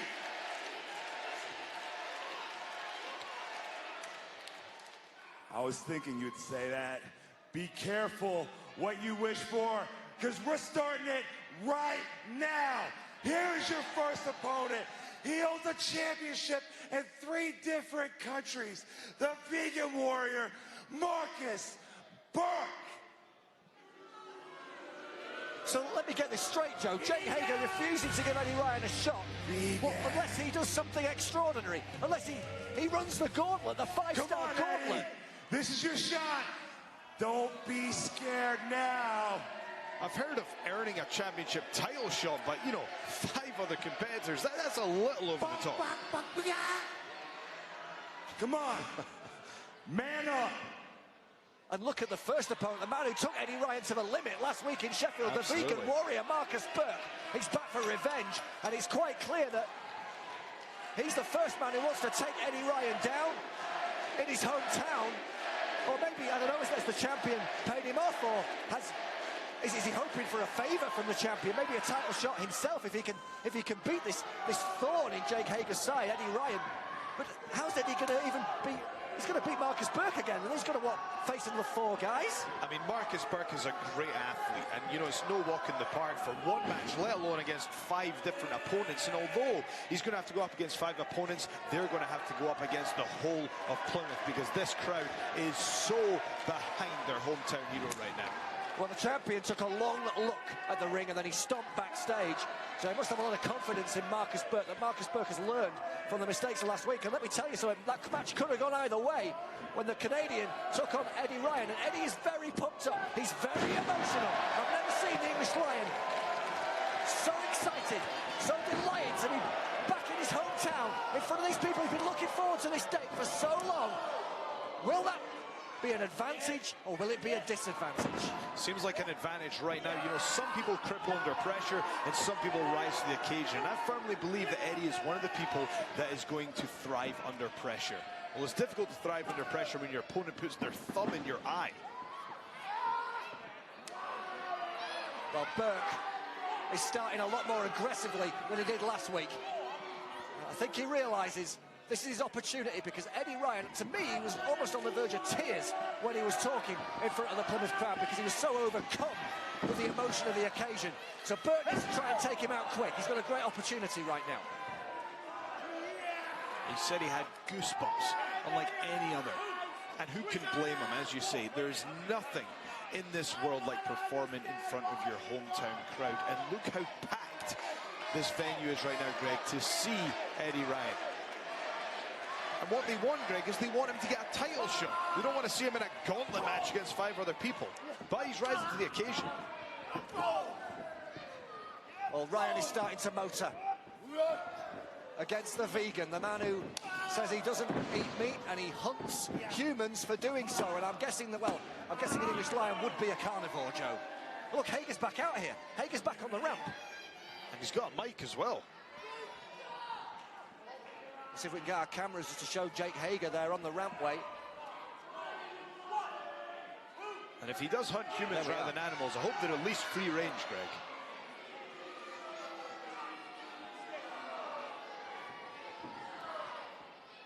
Hager taking a good look. Come on, Eddie. I guess he's just protecting his investment, I suppose.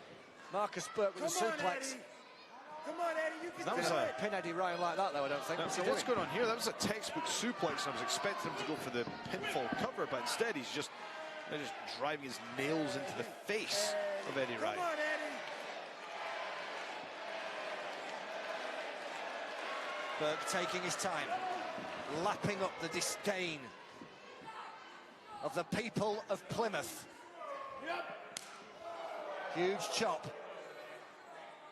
We talked about last time Eddie Ryan being in this room, he was passing his exams, but I tell you what, he's got a heck of a stern examination right now, because even if he beats Marcus Burke, there's another guy, I guess, going to be coming down the ramp, and then another, and another, and another. And then what happens at the end of that? Is he going to give him the title shot? Is there going to be more hurdles to overcome?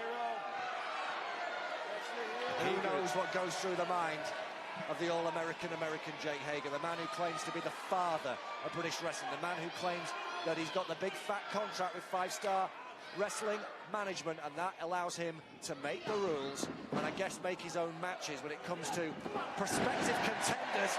Eddie Ryan is a worthy contender, there's no doubt about it. Hager only beat him in week 1 by the skin of his teeth by using the ropes. And then Ryan beat PJ Black, and he beat Marcus Burke, and he's looking at deja vu right now against the Vegan Warrior. And the crowd were absolutely erupting for everything that Eddie Ryan did, including that beautiful Northern Lights suplex there. No. Nice bridge.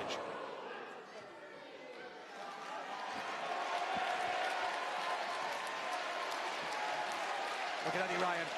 He's firing up now. He's using the energy of the crowd to fire himself up. Burke, though, blocking the shot, and a big shot of his own. He's going to try and set him up now. What's he going to do? Burke's got him up. Oh! And he dropped Eddie Ryan, I think, across his knees. But referee Chris Roberts does not complete the count. It's only a 2. Stay down. Jake Hager is on the top of the ramp there in disbelief. He felt that should have been 3.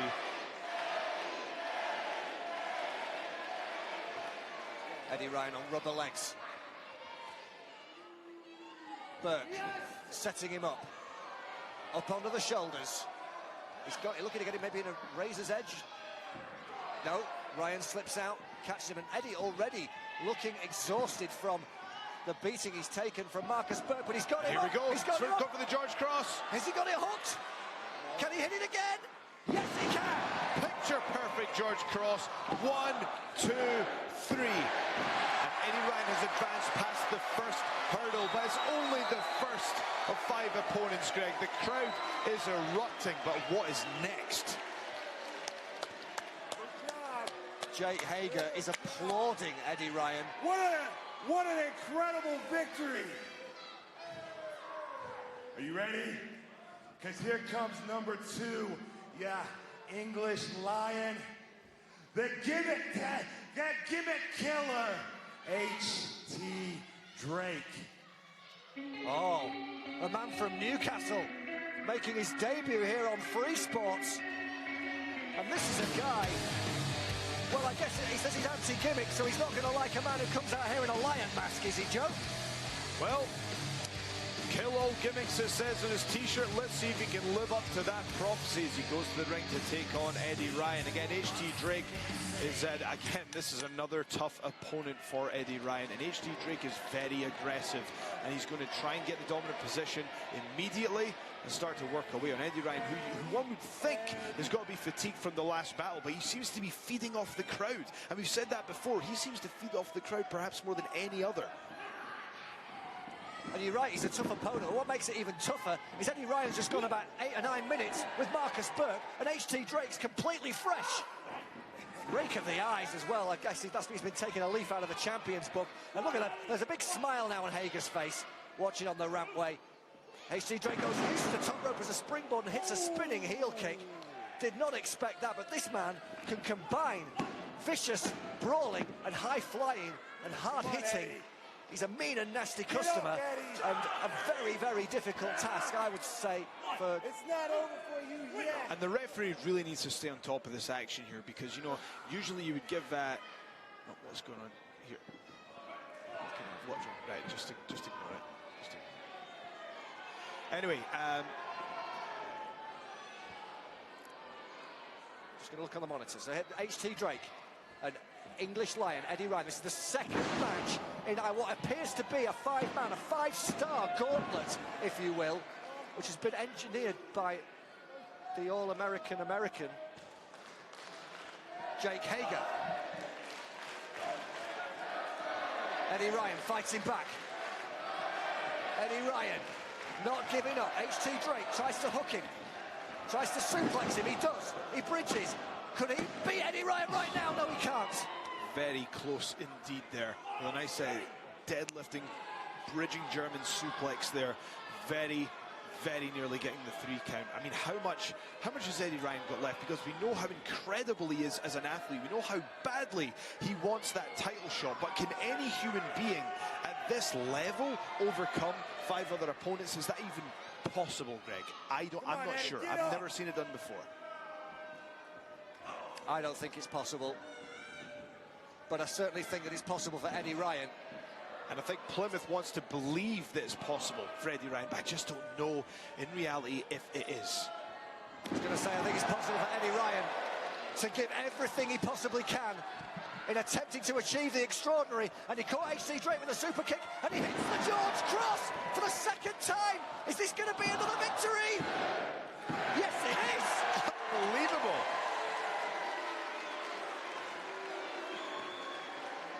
That's 2. Very impressive. I gotta be honest with you, Eddie. I didn't think you'd make it this far. Are you sure you want to continue?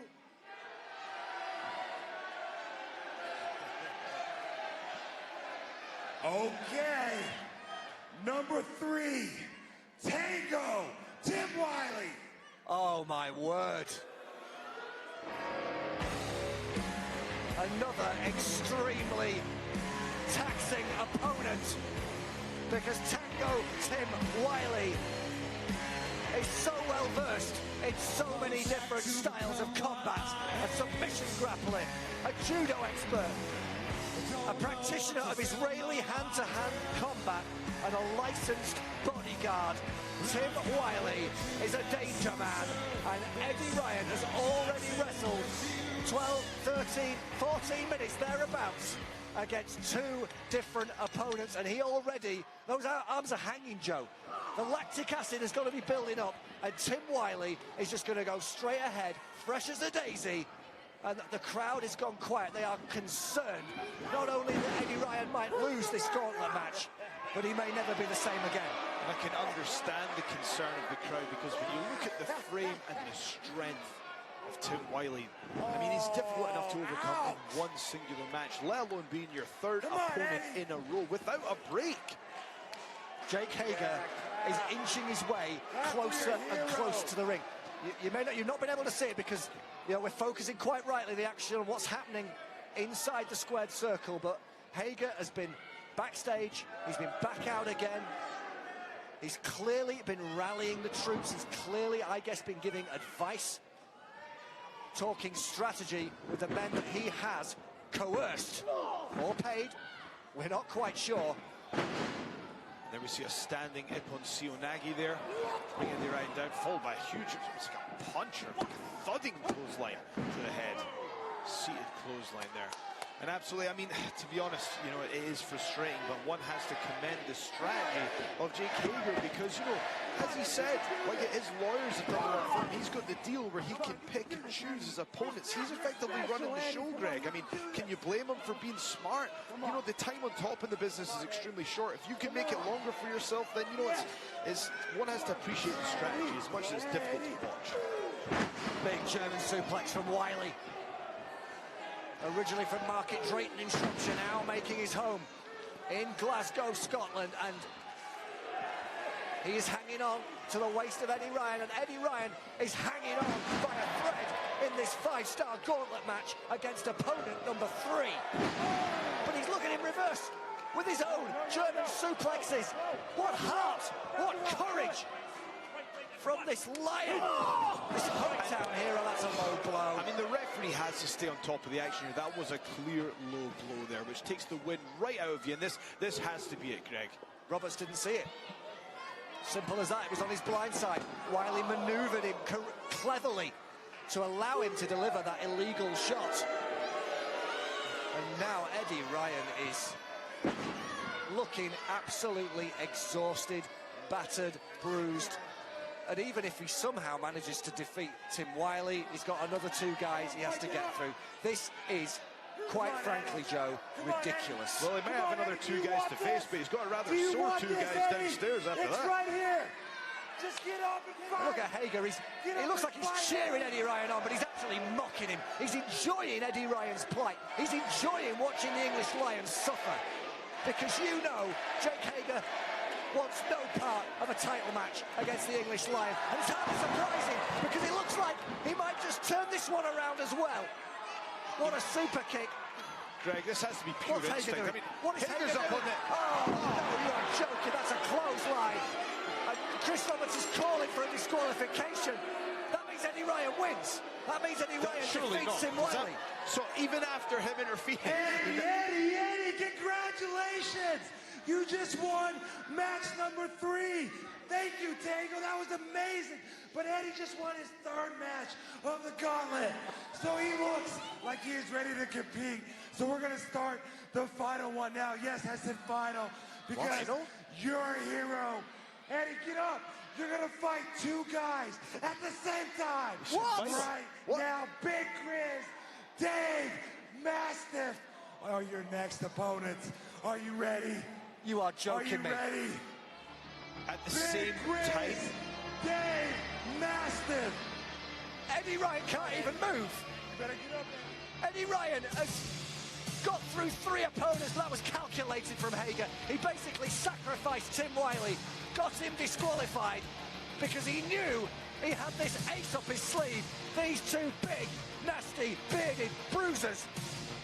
I mean, Greg, even I think this is ridiculous. I mean, last week, I was a bit unprofessional. I got involved and I fought Big Grizzly. And that was a tough enough challenge just with 1 match, and that was completely fresh. But now Eddie Ryan has to take on basically 2 of the biggest guys on the roster at the same time. This is beyond a joke now. Look, Eddie Ryan.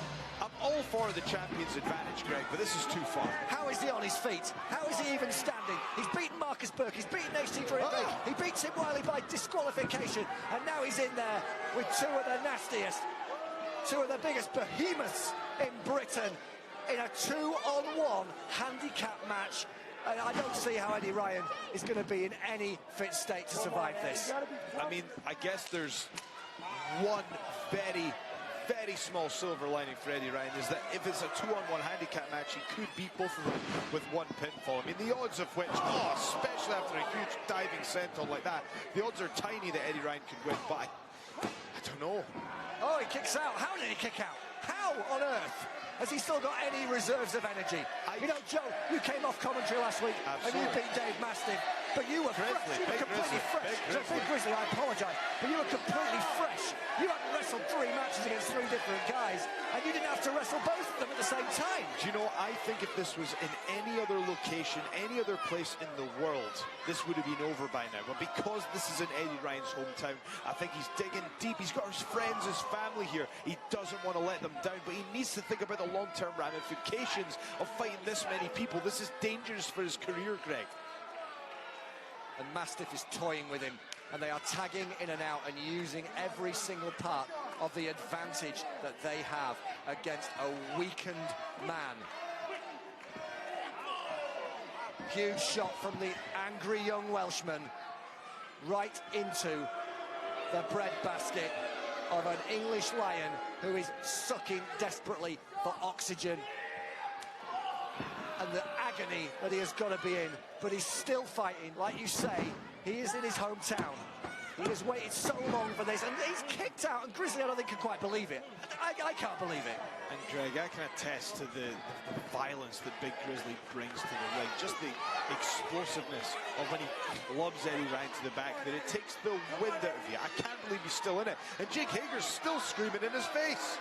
What a body slam. Oh, that was a grotesque slam on the outside. Again, as we've said many times before, Greg, these are very thin mats. That's concrete there, and a very thin mat. I remember when they used to call Dave Mastiff the human hate machine. One look into that face and you know exactly why. Eddie Ryan is against the steel post, and Big Grizzly's looking to finish this off. Oh, but Eddie Ryan moved out of the way. He has still got fight left in him by some miracle. Grizzly face first to the post. You know, you're meant to be impartial here on commentary, but I am going to unashamedly say that this would be tremendous if Eddie Ryan could somehow survive a 5-star gauntlet match. Somehow beat 5 men. Somehow come back from a Big Grizzly meaty clothesline. I don't see how he can. He did. He did. Look at Hager. Hager is beside himself. Greg, there's no scientific explanation for what I'm seeing here. For taking a beating like that and for him to still be standing. I don't think he's aware of where he is, to be honest with you, but he's still on his feet against these 2 men. I mean, at what point do you just have to give up? Think of the long-term damage, Eddie. He doesn't know whether he's in Portsmouth, Exmouth, Plymouth. He could be anywhere right now. Oh, what a shot from Grizzly. Sets him up for the drop kick from a 22-stone man. And this is not where you want to be. Oh! Hip attack from Grizzly. Cannonball from Mastiff. That's it. That's it. It's over. 1, 2. Oh, he's picked him up. He's picked him up. Okay. Hager's not happy. And this is where it gets dangerous. This is where it gets dangerous. The referee really needs to think about calling a stop to this contest right now. How much more damage are we going to do here? You've proved your point, guys. Well, Mastiff and Grizzly are so confident that they can finish Eddie Ryan anytime they want, and they are prolonging the agony. I'm not sure this is part of the all-American strategy, but it may well be a sound one, because Grizzly has got Ryan up high, and he's setting him up, and he throws him down. He just dumped him hard. Mastiff, with a huge grin on his salivating chops, is going to move in to pick the bones of the lion's carcass. And here we go. Just a deadlift, release German suplex. And Grizzly goes for the pin. Oh my goodness me, I don't believe this!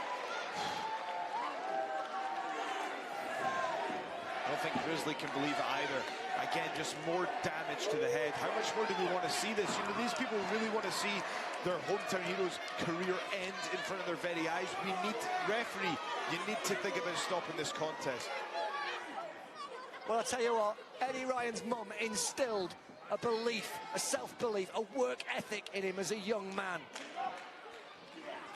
And that is all that is pulling him through right now, that heart, that determination, as Mastiff and Grizzly once again looking to try and finish Eddie Ryan. Oh, wait a second, Eddie Ryan, they collided last week against you, Joe. It's not happened this time. Oh, and a super kick by Eddie Ryan. A super kick on Big Grizzly. He can't hit the George Cross. Oh, he can't. He can't. It's impossible. With last minute energy. Oh my goodness, he's hit. Cross on Big Grizzly. 1, 2, 3. Unbelievable.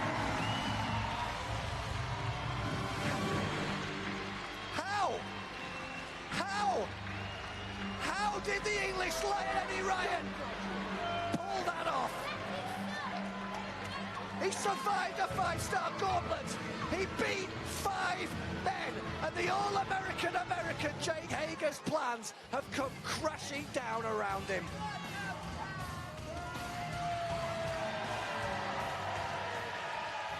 Ladies and gentlemen, your winner, Eddie Ryan. Unreal. Even Hager's got to respect him after that. That was Herculean. You could see the shock on his face. Come on, Eddie. Come on. Whether he admits it or not, he does respect him. He has to.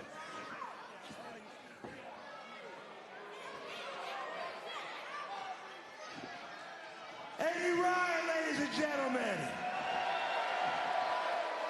Hager lifting. You have earned a 5-star Eddie Ryan's title arm in the air. championship shot. Oh no! Oh! Well, he also earned a lariat to the face. Tonight, Eddie. Oh, did he say tonight? He can't compete after that. We can't allow that, surely. Eddie Ryan has done the impossible, but he has nothing left. And Jake Hager knows it. He knows this is the time. If he's ever going to defend his championship against him, it's got to be tonight. And I don't like Eddie Ryan's chances. We'll be back after this.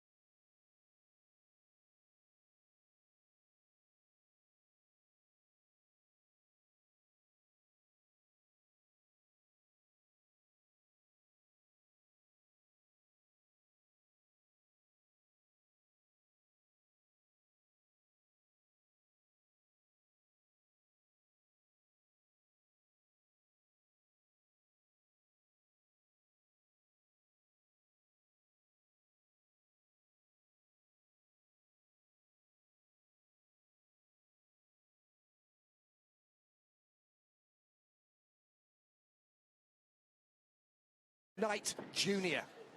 It'll be great to see him make his debut live on Free Sport because he is a very talented young man indeed. Absolutely. Nathan Cruz, though, Joe, I want to talk about Nathan Cruz. Yeah. Already has had his problems with BT Gunn. How can he approach this differently? How can he finally get the monkey off his back? How can he finally put BT Gunn in his place? So he thinks. Well, I think one of the main attributes of BT Gunn is his ability to just hit his maneuvers out of nowhere. You never know. He's very unpredictable in both, you know, his personality and his demeanor, and also the way that he wrestles in the ring. I would say that Nathan Cruz, it's a good strategy to take the headlock and try and weigh him down so you can take away that unpredictability, just like he showed there. Big shoulder block. BT Gunn in a rich vein of form at the moment. I think he was a little bit unlucky in that match in Liverpool. Him and Haskins were face to face. I don't think he quite saw Joey Axel coming. I don't think anyone did. Axel has been phenomenal since he started in 5-star wrestling. He was the unknown quantity, but a lot of British wrestling fans know all about the professional Nathan Cruz. Oh, and here we BT go. Gunn. BT Gunn is going for the coat bridge. Oh, sorry. It's very hard to say. The coat bridge crossface. It's alliteration, Joe. It is. Coat bridge crossface. Coat bridge crossface. Say it with me, Greg. Coat bridge crossface. Or not. It's a nice contract that Nathan Cruz is under. He gets paid when he's not actually having to work, you know. That's nice. It wasn't sick pay. He was perfectly healthy. So, you know, he's got to be quite well in with 5-star wrestling management, wouldn't you think? Well, true, but I think Nathan Cruz is looking for more than just money. Yes, he is the professional, but part of that, he feels that he needs to be pictured with championship gold before he can fully actualize who the professional is. He needs this victory. Well, he was defending 5-star wrestling on Twitter as well the other week. I'm just hoping that the professional, the consummate professional, isn't a little bit of a corporate suck-up as well. I'm not sure. I wouldn't like to say that. That's not what I'm saying, you know. But you know, some people on Greg, social media, some of the fans have been saying one to know one. No, I wouldn't say that. Nathan Cruz is complaining to referee Billy Broad here, but maybe just a strategy so he can trip BT Gunn and go after the leg. And I tell you what, this is a man who can employ that cruise control cloverleaf, the figure 4 leg lock. Nathan Cruz has got 2 lethal submission holds in his locker. It's not just about the coat bridge crossface. It is definitely about what Nathan Cruz can do to the legs of BT Gunn. And he's got the figure 4 on round the ring post. Modified figure 4 on the ring post there. I've never seen it applied like that before. And because it was modified, allowed him to just release it at will there. Very interesting from Nathan Cruz, and this is a very smart strategy because it's the legs of BT Gunn, the kicks that you want to watch out for. Those are the things that can change the complexion of the matchup in an instant. If you can wear those down, you can be on your way to victory. But BT Gunn knows that, and he's getting some space so he can recover. Well, I think what lets Cruz down, really, is his temper. I think he was looking too much to the crowd. He was unhappy with the reaction of the fans, and that is sometimes his Achilles heel. That wasn't a heel, that was a toe, and it was right across the back of the head of Nathan Cruz. BT Gunn turning things around, sets him up, goes to the drop kick. Cruz takes evasive action. And Greg, I don't know if you saw that there was a moment's hesitation because of the pain in his leg, which just shows the strategy of Nathan Cruz is working. That slight hesitance gave him the time he needed to readjust and send BT Gunn to the mat instead of eating the drop kick. And now he's right back to the legs of BT Gunn. I have to say, I'm very impressed with Nathan Cruz right now. The longer this match goes, the more Joey Axel and Ricky Knight Jr. preparing for the second tap or snap beat the clock challenge eliminator later tonight will be delighted with the situation, because it will mean that they will have a much easier target to try and make their opponent tap out in a faster time. BT Gunn going for the sleeper. Nathan Cruz counters with a springboard back suplex. Beautifully executed, professionally done. Perfectly put, Greg, and he was dumped right in the center of the ring now. Now is it time for a submission? It looks like he's going for that figure 4 leg lock. And now the pressure on BT Gunn's legs is going to be immense. The pain is excruciating. This is exactly the kind of hold that could make BT Gunn tap out and give Nathan Cruz the victory and set the time for Axel or Ricky Knight Jr. to beat. Many people feel that the figure four is the most devastating leg submission, but it comes with its risks. If BT Gunn can leverage him onto his stomach, then the pain goes to Nathan Cruz. That is the risk, and there we go. BT Gunn's done it. Now the pressure is on the professional. The professional now might tap. He's going to need to get to the ropes or roll over. One way or another, Cruz has to break this, and he does. It looks like Nathan Cruz got out of there just before the damage was done. We are past the 7-minute mark in this match between BT Gunn and the professional Nathan Cruz. Beat the clock, tap or snap. Eliminator. Big right hand from BT Gunn. Spinning kick. Kick to the face. Another shot. And Gunn is absolutely motoring here in Plymouth. It's just whether he can weather the storm of the damage that's been inflicted on that leg and knee of BT Gunn. Great forearm in the corner from the Scotsman. Rolls through. Oh, but beautiful roll through flatliner there. Cruz was going to try and counter it. He's got it in the Cobra crossface. He's got it locked on. Will the professional prevail? Nathan Cruz has got to fight it. Nathan Cruz does not want to be embarrassed by BT Gunn again. Nathan Cruz does not want to tap. He's inching his way towards the bottom rope. Can he make it? Yes, he can. Yes, he can.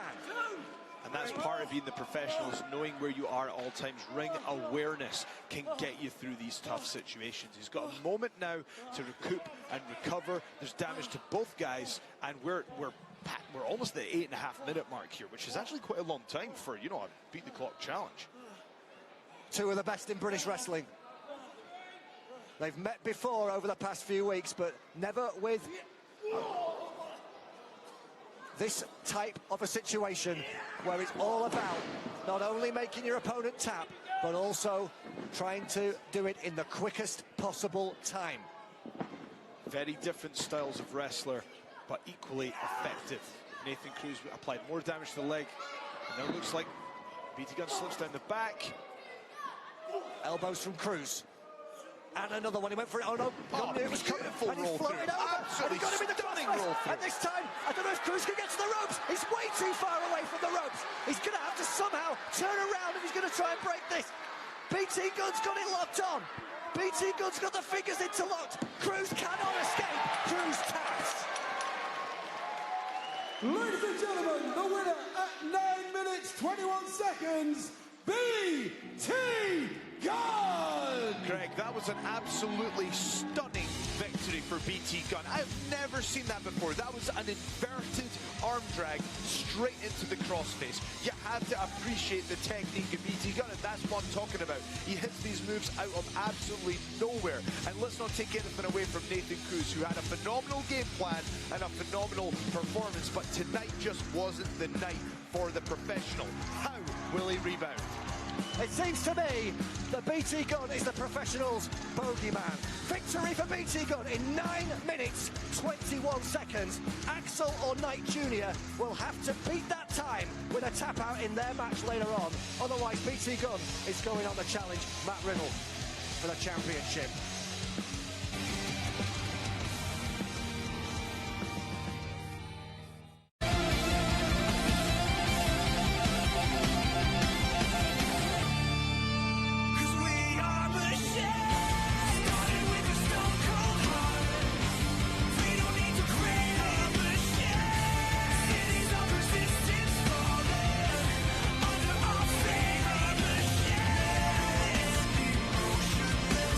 Back.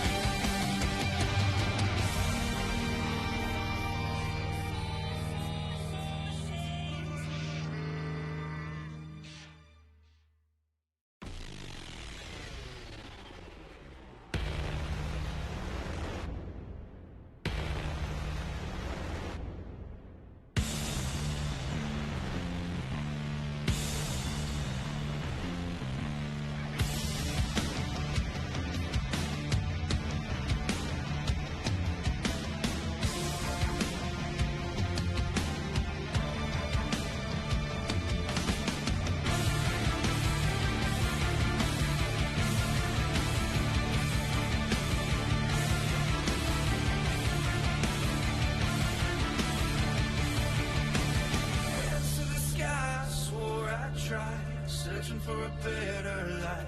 They would take us far from home, far from all the things we know. Used to feel my body shake, I won't ever break another bone. We ran out of luck, I know, now we're indestructible. There's nothing more you can do, so run if you want to. 'Cause we are machines, started with a stone cold heart. We don't need to create a machine. Cities of resistance falling under our feet. A machine, emotionless, no battlefield can hinder us. 'Cause we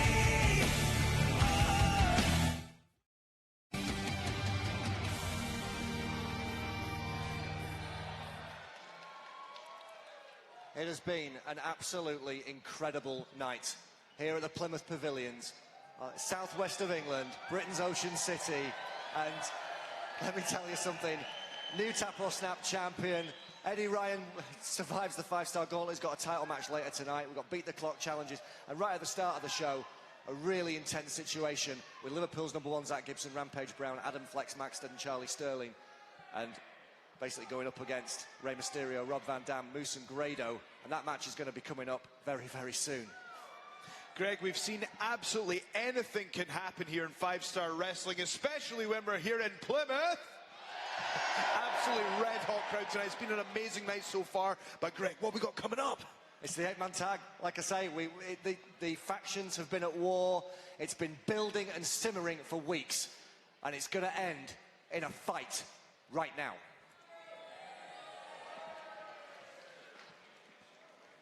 The following is an 8-man tag team match. Introducing first,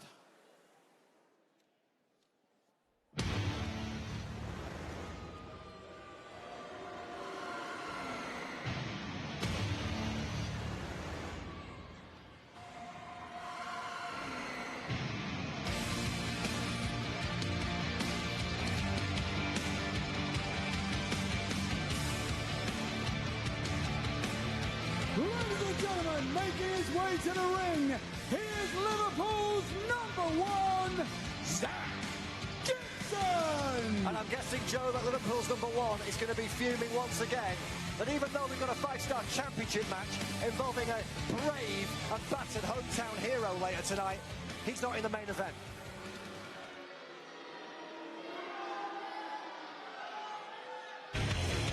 We saw earlier that Zach Gibson has aligned himself with an amazing lineup of British talent, homegrown talent. And then, you know, everything kind of rolled down from there. His tag team partner, Rampage Brown! But this is one of the gentlemen that he brought down to the ring with him. This is, I call him the wrestler's wrestler here in the UK. Rampage Brown is without a doubt one of the best talents in the world, one of the most aggressive wrestlers on the scene today, and I can't think of anyone better from Britain that Zach Gibson could align himself with. But then added Max Money as well, Greg. Gibson and Rampage teamed up last week. Maxted and Sterling joined them towards the end of that match, causing a no contest. And tonight it's quite clear that these are kindred spirits, believing that 5-star wrestling holds back British talent. Their tag team partners, they are the 5-star tag team champions, Adam Flex Maxted, Charlie Sterling. This is Max Money. Now, Greg, this is one of these teams that haven't been tagging together all that long. It was brand new for 5-star, but when you look at Max Money, you know, you could be forgiven for thinking that they've been tagging together for absolute years. These guys are the champs, and for good reason. Unbelievable athletes. They look the part. They can talk a good game. They're pretty much the complete package. And in 1 week's time, Adam Flex Maxted in the orange shorts will be their opponent in his home city of Belfast, Northern Ireland. But listen to this! Listen to this crowd! They're all doing the moose! because the leader of the Moose Nation is back. And you better do it this time. Moose. You do it, Joe. Moose. Do it, Greg. Do it as well. Moose. Do it, Greg. Making their way to the ring, Moose and Grado! It is kind of fun, and I can see a lot of people doing it here in the Plymouth Pavilions as Grado comes down to the ring. The ultimate wrestling superfan turned professional wrestler has got to be in his element right now against some of his heroes. People like the 6'5" former American footballer Moose, and particularly the two gentlemen who are going to come out very soon. I'll tell you what, Grado is a hell of a talker. He was hilarious earlier, pointing out that, and he better have evidence to back this up, but he said that Zach Gibson had Rey Mysterio and RVD figures and t-shirts. And their tag team partner from Battle Creek, Michigan, this is Rob Van Dam! Mr. Thursday Night is live in Plymouth. The whole F apostrophe N show. I think we can get away with that.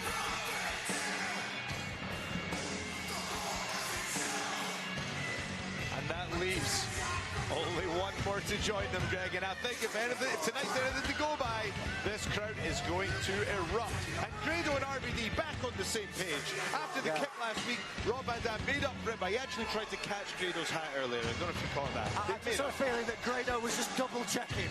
He was just double checking. Look, Well, RVD, is everything okay? Yeah. You know, you've not been pushed in the head too many times this week.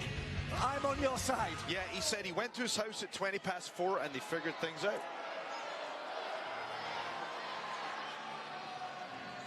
And wait for this, because this is going to be a moment.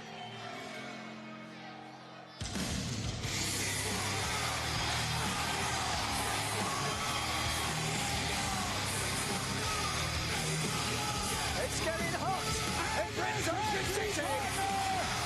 From San Diego, here's the master of the 619. This is Rey Mysterio. Greg, those flames catch me off guard every single week because Rey Mysterio not only can wrestle with the best of them, he knows how to make an entrance, and everyone in the arena is on their feet right now. Look at the star power that we have got in the arena right now. Look at all the youngsters in the crowd in their Rey Mysterio masks. All the youngsters, all the fans doing the Rob Van Dam double thumb, doing the Moose, and also everybody loves the lovable Scotsman Grado. From the tap end of Stevenson. I was told that apparently the T is silent by a very helpful viewer last week, so thank you very much, helpful viewer. The power of social media. So what, the app end of Stevenson? No, in Stevenson. Apparently the second T is silent. So, apparently. How would you say it then? Stevenson, not Stevenston. Ah, I see. You learn something every week. I thought you lost your mind there, No. You've gone. No, we like to inform and educate on this show as well as entertain. So here we go. Grado showing his flexibility there. Look Gibson, Joe Gibson and his cohorts. And I'll tell you what, some of the things that Zach Gibson's been saying over the past few weeks, it was quite obvious earlier tonight when he was on the microphone. Grado is everything he hates in a professional wrestler. Everything. Well, it's interesting to hear from Grado as well, because Zach Gibson has been speaking on behalf of the British wrestlers effectively, but not everyone feels that way. And Grado's kind of shown that by, aligning himself with Moose, RVD and Rey Mysterio, and the crowd is going absolutely wild for them right now. And Moose is staring across the ring at Rampage Brown. Moose is like an animal waiting to be unleashed on the man who 2 weeks running left him flat on his back. A man who put him out of action last week. The doctors would not allow Moose to wrestle last week, and we didn't think that he would be fit this week. But he's here, and he's staring right across the ring at the Yorkshire Hardman. And it looks to me that might be how we are starting things off, because, yeah, Moose is definitely looking to assume the centre ring position, and Rampage Brown is very much in his sights. Well, again, as I said, Rampage Brown is the wrestler's wrestler. He's a veteran of 17 years in the professional wrestling business. He's been all over the world. He's done it all. And what an enforcer to have as part of your unit here. And what is Grado doing? We can't show that. I said before, Grado is in his element. Grado is a super fan of wrestling. Even now that he's in the wrestling ring, you can bet that he is loving every minute of being alongside some of the men that he grew up watching. And he represents every single fan in this building. He is basically the man who these fans can live vicariously through. Absolutely. He's someone that if they see him be successful, they believe maybe I can be successful. Grado's defied all the odds. In fact, we're starting off not with Moose and Rampage, but with Moose and Maxted. And Moose is unloading on one half of the 5-star tag team champions. The Belfast Beefcake is taking a feel of all the frustration that Moose has been feeling for the past few weeks because of what Rampage Brown has done to him. Tag to Grado. Here he comes. Double whip, double elbow. And that's not going to do anything for the world's most handsome man, as Maxted calls himself. Wrestling's most handsome man. Just a 1 count for Grado. Here comes Champagne Charlie, as he likes to be known. Since they won those 5-star tag team championships, we've barely seen Charlie. And Grado is a master. Without a bottle of Dom Perignon in his hand. Of course, when the time is right to party. And believe me, Charlie Sterling can party with the best of them. Oh, he was party to a boot from Grado right there. And Grado just letting everyone know who's going to tag in before he did it. And the crowd is going absolutely wild for RVD. Well, Mr. Thursday Night has had his problems with Zach Gibson over the past few weeks, and of course indeed with Maxton and Sterling and Brown last week, and he's taking it out on Charlie, and Charlie tags in, the heavy hitter. I suppose you would say, if this is a group, Rampage Brown would be, I don't know, the enforcer? Absolutely. That's what I said 2 minutes ago, Greg. Stealing my words. But Joe, this crowd's been so loud tonight in Plymouth. I'll let you off this one time.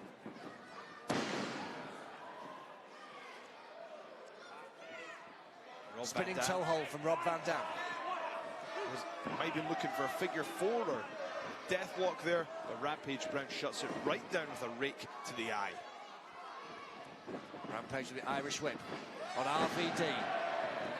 Now in veteran status in the world of wrestling, but he doesn't seem to have lost a step. He's still got that incredible agility and flexibility that brought him right to the top and earned him world championships. Wrist lock, and here's the tag to Mysterio! And listen to this place come alive for one of the all-time greats, the greatest high-flying wrestler in the history of this industry. And Mysterio goes to the cover. 1, 2. Rampage kicks out, and these two men have had their issues over the past couple of weeks. Remember when Rampage pile-drived Rey Mysterio in Newcastle? Absolutely, and as we pointed out before as well, the tag team synergy between RVD and Rey Mysterio has been incredible here in 5-star wrestling. But one thing that always catches me off guard is the sheer speed of Rey Mysterio with his maneuvers. But right now he's going to have to focus all of his attention on Zach Gibson.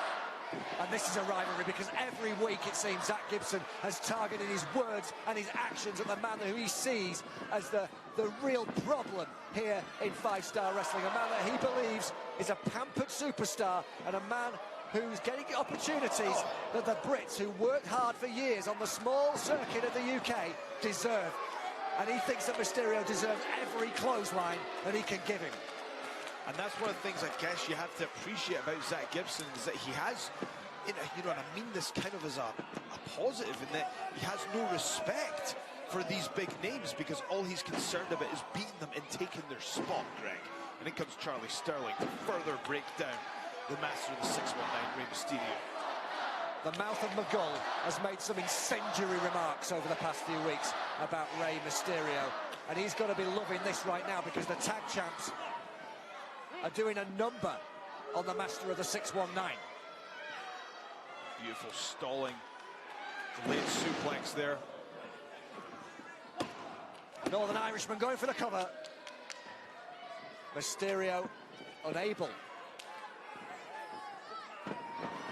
to do much, but basically allow this quartet to bully him in the corner. Big body slam from Rampage Brown. Elbow, and that's better from Mysterio. That's what we're used to seeing from this Lucha Libre star.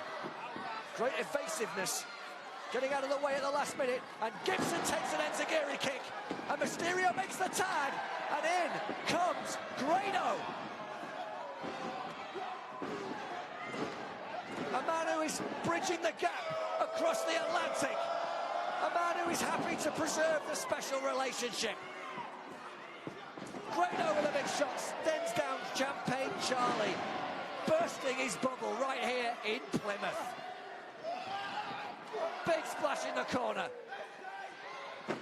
Do not make the mistake that this young man is all fun-loving and all comedy and all jokes, because he can fire up and he can fight whenever the situation calls for it, and he's going to have to call for it now because it's a gang attack. It's 4-on-1.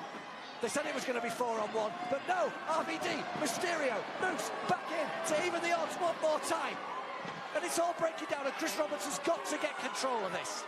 I mean, when you think about the personalities in this ring, it's a very difficult job for any official to keep control over what's going on right now. But that's just a testament to the ruthlessness of Rampage Brown. The fact that at any point he didn't care for the rules. They're just trying to take these guys out of the game. Well, now it's 4-on-1 on Champagne Charlie. And he hasn't got a clue where he is. I think he might have possibly been on the Moe Shandong. And everyone is on their feet right now for the 619, but Rampage Brown makes this save. Well, that's the camaraderie I think that Zach Gibson wants to see. And if Zach Gibson has been getting in the ear of some of the other British wrestlers, they are very much on the same page as him right now. But it's all happening now outside the ring. And Chris Roberts may have no choice but to throw this out or call for a double count out, because everybody's fighting all around the Plymouth pavilions right now. This has just descended into absolute chaos. You know, I was enjoying this, Greg. I hope we can get this back on track and the official can get this back in that ring. We've got Maxted smacking RVD. Mysterio fighting back on wrestling's most handsome man. And now we've got RVD going after Zach Gibson, a man who I think tried to break his arm a couple of weeks ago in Newcastle with the Shankly Gates. Look at this. There's the monkey flip outside the ring by RVD on the Scouse spokesman. Meanwhile, on the far side, Grado sending down Charlie Sterling. We've got Moose and Rampage Brown going at it again. Things are not looking great right now for Zach Gibson, Rampage Brown, and Max Money, who are on the receiving end of a rather severe beatdown on the outside of the ring. Now what's Grado doing? Grado, the one thing about Grado is he sometimes lets emotions get the better of him, and Rampage Brown was straight in there to shove him down to the canvas. But can Charlie Sterling capitalize, get back to the corner, and there we go. Tag in Rampage Brown. This is what we're talking about. That tag team wrestling. What they need to do is isolate Grado and make sure that he cannot make the tag. They can have this match won if they just focus all their attention on keeping Grado in their corner of the ring. It's going to cut the ring in half. And no one's better at it than Rampage Brown. Rampage hooks the leg. Has he got Grado beat? No, because Grado's got a lot of fight in him. This is a man who has been a star in Britain, a star in America, as Zach Gibson quite rightly said earlier tonight, a star in Panto. He is a pop culture phenomenon, is Grado. I mean, I saw Grado at the airport this morning, and the amount of times he got recognised nearly missed our flight. And you know, that's going to add fuel to the fire. Zach Gibson, Rampage Brown, and Max Money won't be a fan of that. Once again, Gibson's team using the numbers to their advantage, and it's quite clear that the mouth of McGull is orchestrating everything. Liverpool's #1, clamping down a tight chinlock on a man he holds in contempt. A man he sees as nothing more than a joke. And I'll tell you what, it doesn't matter how famous you are when you've got Zach Gibson applying holds and breaking you down. Gibson sends Grado into the corner. Tag to Rampage. The quick tags going in and out from a team that is very much on the same page right now against a team that really, I think, have come together out of necessity, out of mutual enemies in Mysterio, RVD, Moose and Grado. Well, Zach Gibson was taking over the show. Someone had to stand up, and it's this unlikely alliance that's brought us to this point, and Grado almost made the tag there. Grado kicks off Champagne Charlie and tags in Moose. And listen to this crowd, and look at Sterling's face. Moose unloading. Big shot. Big shot. He's using that headbutt, which he's used to such good effect in the past. But perhaps was his undoing in his matches against Rampage Brown. Big hesitation dropkick. Right in the mush of the Love Island star Maxted. And wait a second, he's got Sterling by the throat. Go to hell. Hits the choke bomb. 1, 2, no. Rampage in. The Rampage will not stop here in 5-star wrestling. And Rampage would love nothing more than to deliver pile driver after pile driver to Moose to finally end his career. And he tried very hard a few weeks ago here on 5-star wrestling. He reckoned without the resilience of the leader of the Moose Nation, back this week to join forces with RVD, with Grado, with Rey Mysterio, in a fight which has been hellacious in its intensity. And look at this, Gibson trying for that Shankly Gates. Moose flipping out of it, hits the big boot. Can Moose make the tag? Yes, he can. He tags in Mysterio. Mysterio is finally going to shut the mouth of the Scout spokesman. Big seated Sonson, assisted by Moose. And he drop kicks Rampage Brown off the apron. And here comes Rolling Thunder on Gibson. And the crowd are just absolutely erupting here. They're seeing all their favorites right now. And it comes Grado calling for the 619 as Grado hits the Grado on 2 men. On 3, no. Liverpool's number 1. Was he able to counter? No, he wasn't. Stunner. Big boot. And Gibson is in position. And after the weeks and weeks of comments, of remarks, of insults, is Gibson going to get his? No, he's not. Or maybe Maxton is too. And are we going to see a double 619 from Rey Mysterio? Mysterio's dialing it up. 619 on both Gibson and Maxton. Gibson is the legal man. Moose has got Mysterio up high. Rob Van Dam hits a 5-star front splash on Maxton. Mysterio hits a splash on Gibson. 1, 2, 3. Rey Mysterio's won it. Rey Mysterio's won it. What a victory for Rey Mysterio. Grado. The winners of the contest.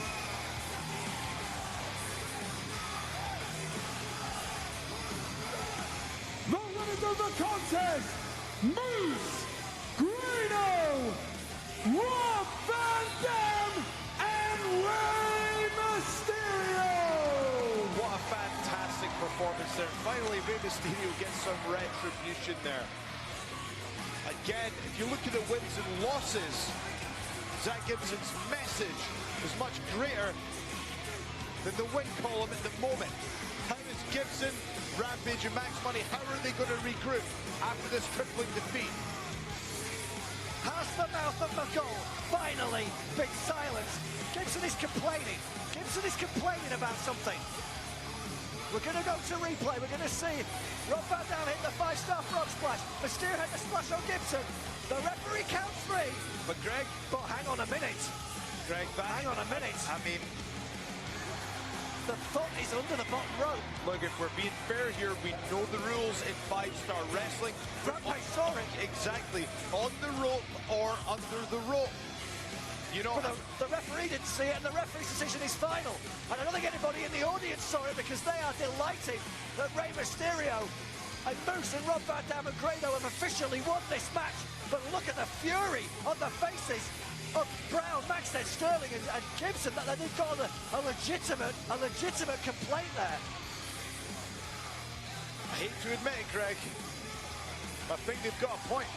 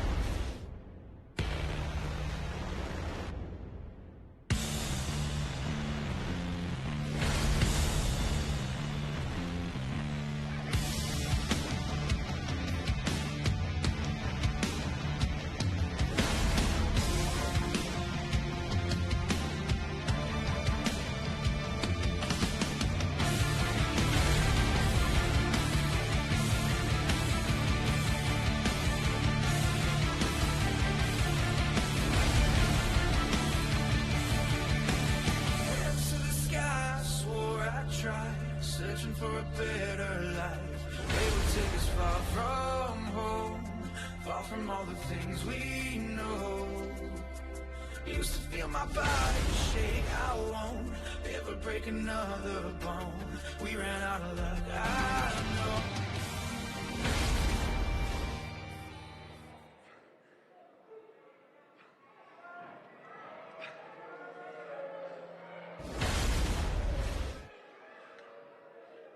Hi guys, SoCal Val backstage with Zach Gibson. Zach, let's take a look at what happened out there.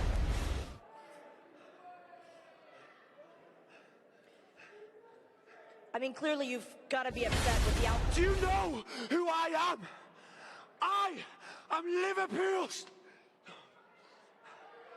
#1, Zach Gibson. Soon. Is this a laugh? Are you having a joke? Where did you hire the 5-star referees? Where on earth did they get their license from? This is a joke. I am Liverpool's #1. I am the real star of 5-star wrestling. This should not be allowed to happen. And once again, it's the Yanks. The Yanks getting favourable treatment. I said the next time that you give them what they want, there will be consequences. And next week, Next week, you are going to see the real 5-star champion.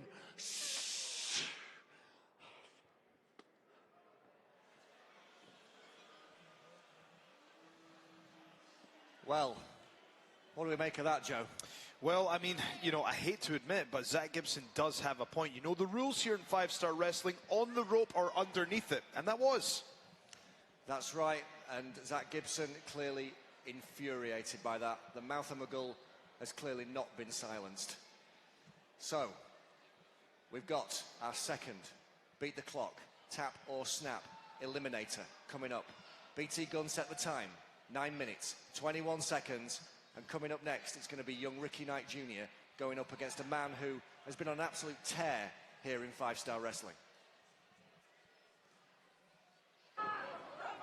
So we can see this from 3 weeks ago in Liverpool. In the 5-star elimination match, Joey Axel made 3 men tap out. Flash Morgan Webster, the professional Nathan Cruz right there.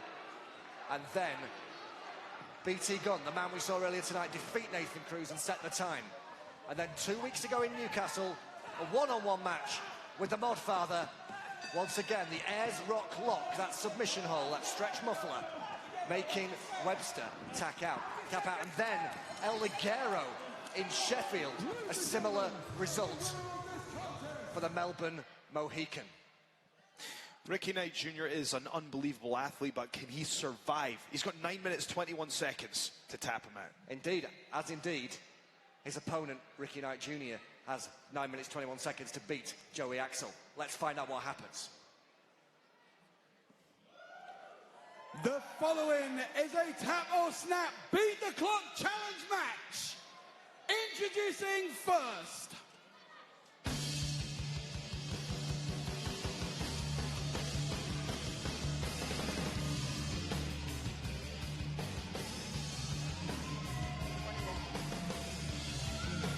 ladies and gentlemen, making his way to the ring from Melbourne, Australia, this is Joey Axel!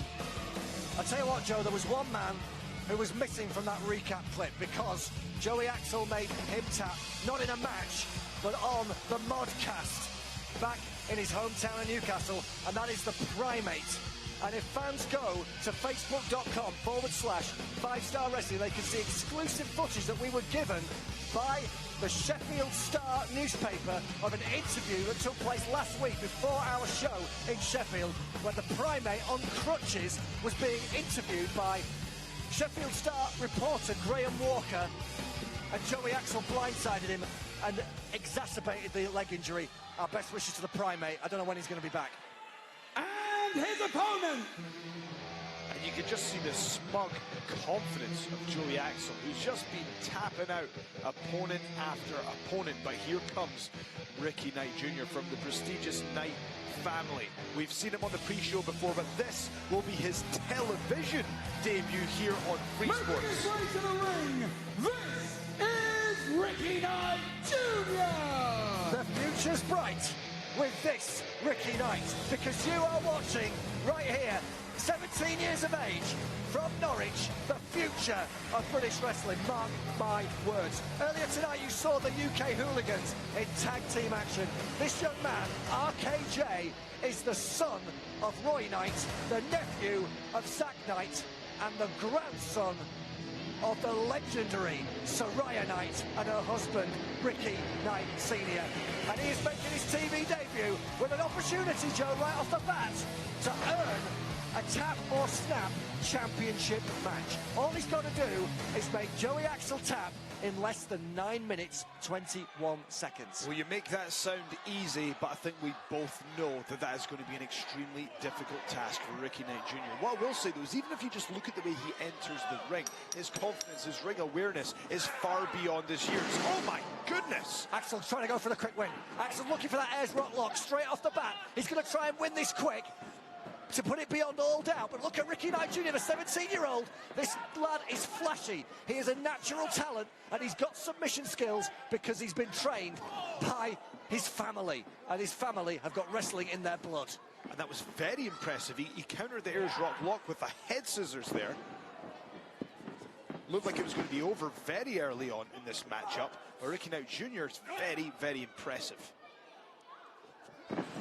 Ricky Knight Jr. landing on his feet behind the Aussie with attitude, and Axel with that very distinctive hairstyle. Oh, goodness me, almost got rearranged by a snappy boot from RKJ. Look at him, he's up on the top rope. Look at the athleticism of this youngster. Very good start for Ricky Knight Jr. Very impressive start indeed. But let's remember, this is tap or snap rules. He's going to have to submit the submission specialist. Wearing him down is only one part. And the clock is already ticking down, and every second counts in this tap or snap eliminator. Just to recap, earlier tonight, BT Gunn set the time, 9 minutes 21 seconds, when he defeated the professional Nathan Cruz with the Coatbridge crossface. Ricky Knight Jr. is running straight through, and he is no respecter of reputations. The Knights take a backward step to absolutely nobody. That was instilled in RKJ pretty much from birth, Joe. Here he goes again! Oh! Straight over the top rope with a somersault plancha dive. I don't know if you notice, I think that Joey Axel might be bleeding from the nose or the mouth. Well, that's reminiscent of the incredible Tap or What's Snap his Championship eye? match It's that his we saw eye. earlier tonight, where Matt Riddle came out of nowhere and defeated Mark Haskins to become the brand new 5-star wrestling Tap or Snap champion. That happened earlier tonight here in Plymouth. Folks, that proves that absolutely anything can and will happen here on 5-star wrestling. Well, what happened right there is the Australian used the referee in order to gain an advantage. And despite the fact that you spotted the eye injury, and he's not missing him, is he? To quote a famous heavyweight boxer. Despite the fact that his vision is impaired. And I think that Joey Axel doesn't just want to beat Ricky Knight Jr. I think he wants to injure him. Because to me, I think Joey Axel doesn't want any more competitors in this tap or snap division. What he's been doing is not just about tapping people out, it's about breaking them down, it's about injuring them. Ricky Knight is on the ground, but he's got his wits about him. He wants to try and use the crowd, try and use their energy to revitalise him. But he is at the mercy right now of Joey Axel. And Greg, I'm looking at the clock right now, and we're just approaching the 6-minute mark. We've got, 6 minutes left. Yes, not indeed. transparent. We've got 6 minutes left.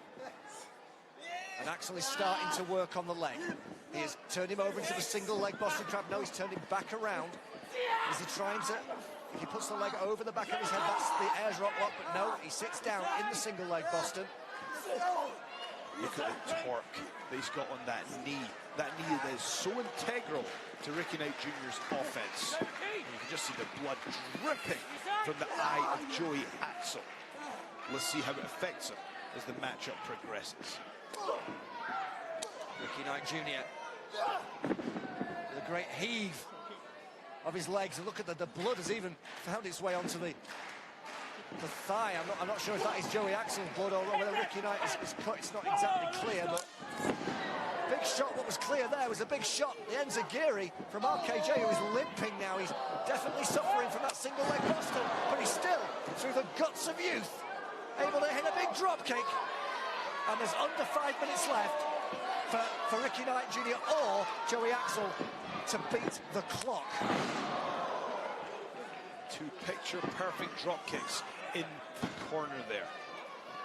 And we don't know much about the submission game of Ricky Knight Jr. So this maneuver from the top, these high-risk maneuvers, this is all about wearing down Joey Axel to the point where he can get a submission. He needs to be careful though. Ricky Knight Jr. goes for the big 450 splash, and that was impetuous, to say the least. He landed on the knee. He worsened that injury, and Axel ran straight through him with a clothesline. But the Australian has got to be surprised by the competitiveness, by the fight that he's getting. This man who has been on an absolute roll here in 5-star wrestling, getting all he can handle from a young man who barely out of school. To be honest, this might be the most that we've seen Joey Axel tested thus far. He's been dragged into deep waters here by Ricky Knight Jr. He needs to be cautious of time. They both do. He's got less than 4 minutes now. He reminds me so much of his dad. Roy Knight was known as the Zebra Kid when he was a young man, and he used to fly around the ring a lot more than he does now, and he can still fly. Don't get me wrong. What's he going for here? Looks like the Bolton 3/4. He's going for there. Axel counted, hit a knee. Ricky Knight was rocked by that. Axel trying to set him up. We're coming close to the 3 minutes left. If Axel or Knight want to make the other tap and earn themselves a tap or snap championship match. Otherwise, BT Gunn will be the man moving on. Big shot by Joey Axel. Just vicious offense from Joey Axel now. I think he wants to teach this young man a lesson. 3 minutes remaining. As you hear Steve Linsky make the announcement, there are 3 minutes left on the Beat the Clock challenge.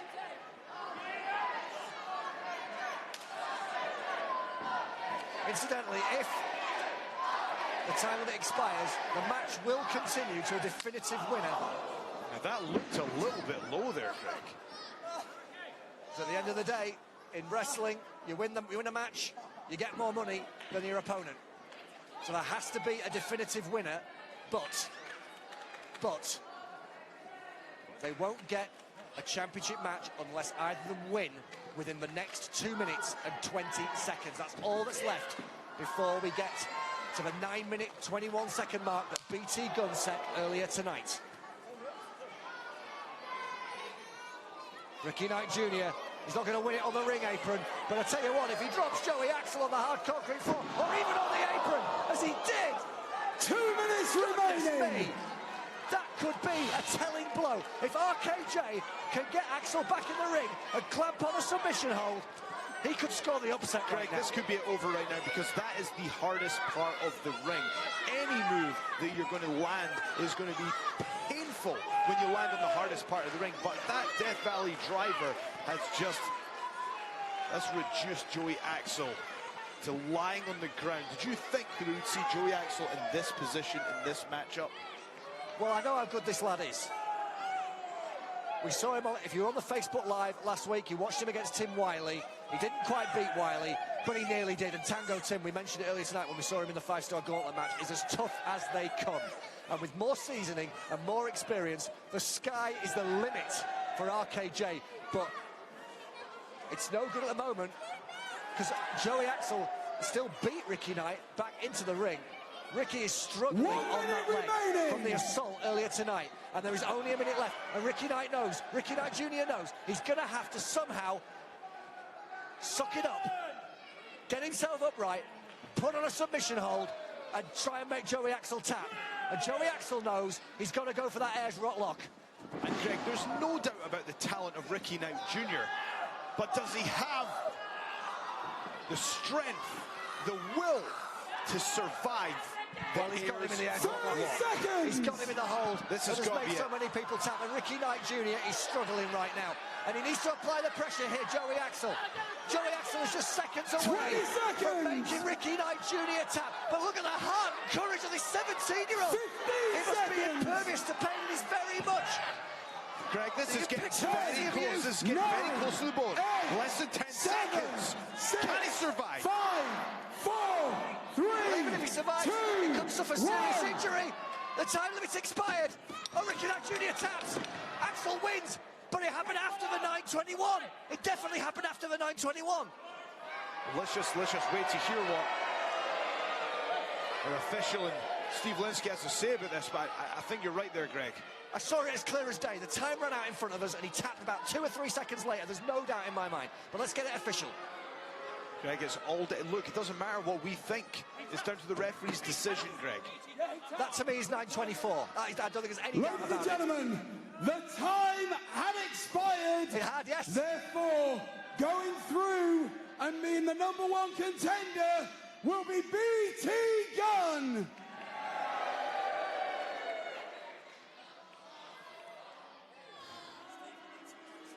I don't think anyone needs to see this. This is a really talented young prospect And But this look is at not this, he's putting it on achieving afterwards. anything. He's putting him on afterwards. And Ricky Knight is tapping again. This is just bad sportsmanship. Really bad sportsmanship from Joey Axel. There's no, this is the kind of thing that he did to Primate. Ladies and gentlemen, the winner of the contest, Joey Axel! Now, Joey Axel won the match, but it was in 9 minutes 23, 9 minutes 24.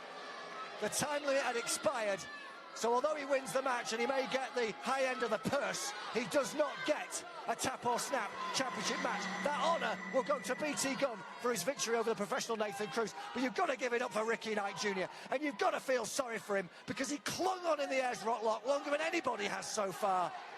And Joey Axel still did that to him. We'll hear a lot more from RKJ, I'm sure.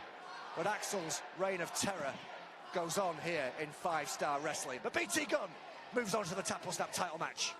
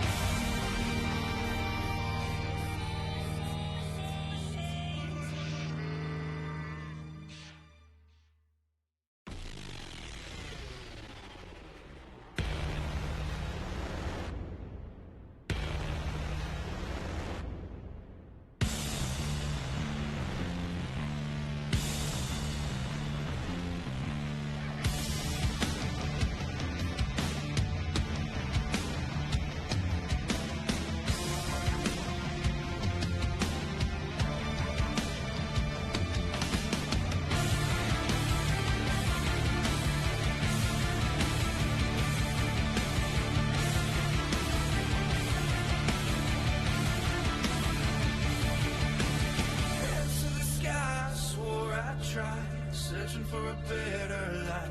They would take us far from home, far from all the things we know. Used to feel my body shake. I won't ever break another bone. We ran out of luck, I know. Now we're indestructible. There's nothing more you can do. So run if you want to. 'Cause we are machines. Started with a stone cold heart. We don't need to create a machine. Cities of resistance falling under our feet. A machine.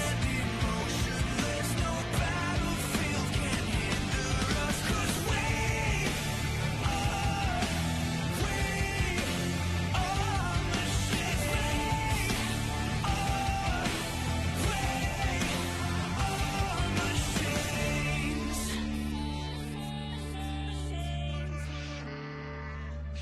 remember the way we used to feel before we were made from steel. We will take the field again, an army of 1,000 men. It's time to rise up, we're breaking through. Now that we've been improved, everything has been restored. I'm ready for the art of war. There's nothing more you can do. So you can run if you want to. 'Cause we are machines. Started with a stone cold heart.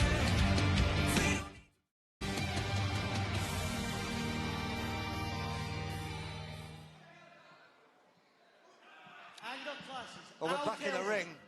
And look who's out Ladies here. and gentlemen, we know that last week didn't exactly go to plan. In fact, we were caught off guard by a pair of hooligans nonetheless.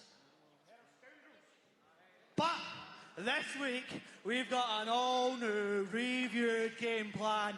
Ladies and gentlemen, we've got the Eye of the Krieger. We got the thrill of the fight. We all look sharp. Ladies and gentlemen, we are pure, dead, brilliant.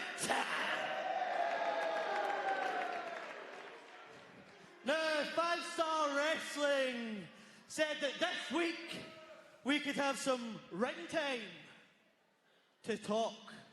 Now, Plymouth, I'm sure you'll all agree with me. If they got time for us to talk, they got time for us to wrestle. So please welcome from right here in Plymouth, the Pilgrims. The who? So Pure Dead Brilliant have got some ring time. They've never had a match on 5-Star Wrestling. They've been trying for 3 weeks to get a match on 5-Star Wrestling. And they've brought their own opponents. Is that the deal? Well, I'm not aware of the work of these gentlemen, but you know, 5 stars where you make a name for yourself, Greg. Do you know these guys, the Pilgrims from right here in Plymouth? I can't say that I do, Greg. But I'm looking forward to see what they bring to the ring here in 5-Star Wrestling. Well, they look happy to be here. If they're from this neck of the woods, it's a great opportunity for them. But this is, guys, the only way that King Fight, Krieger, and Luke King Sharp were ever going to get a match here in 5-Star Wrestling was to actually, you know, bring some guys in themselves. And Luke King Sharp very keen to get this going. Right. Here we go. Live on Free Sports all around the world. We're ready. The Pilgrims are ready. Plymouth, are you ready? Oh, I said, Plymouth, are you ready? Pure Dead Brilliant are finally going to wrestle on 5-Star Wrestling. I never thought I'd see the day. It's going to be Pure Dead Brilliant.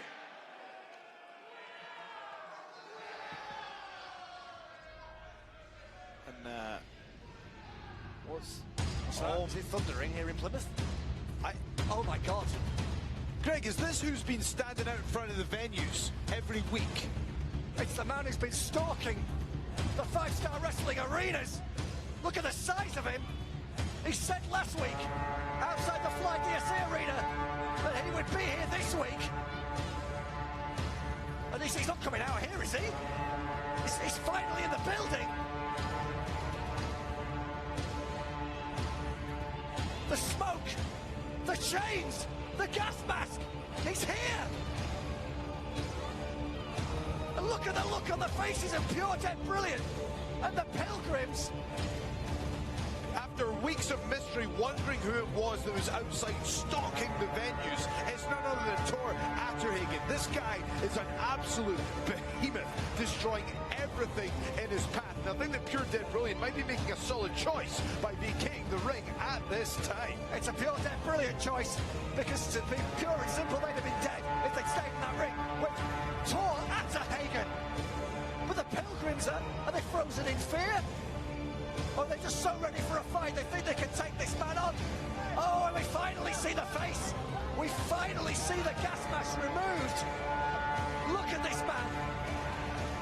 The Smeaton's Tower is the big, tall landmark in Plymouth. But this man is the big, tall landmark right here in 5-Star Wrestling. Down goes a Pilgrim. Down go 2 Pilgrims. A double spear.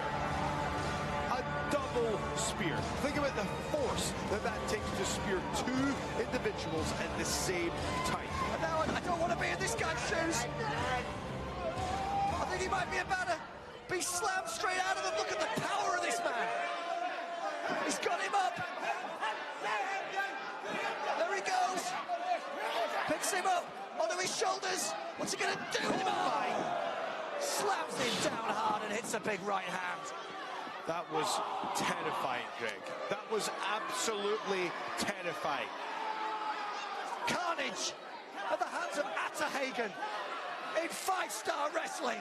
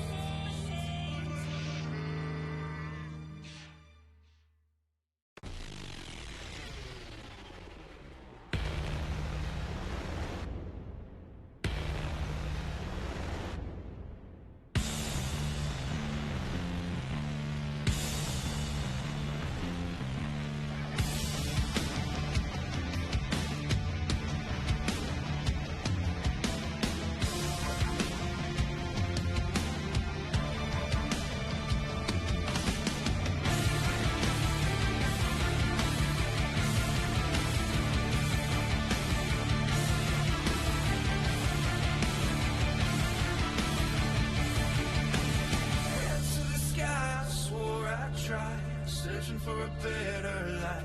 They would take us far from home, far from all the things we know. Used to feel my body shake, I won't ever break another bone. We ran out of luck, I know, now we're indestructible. There's nothing more you can do, so run if you want to. 'Cause we are machines.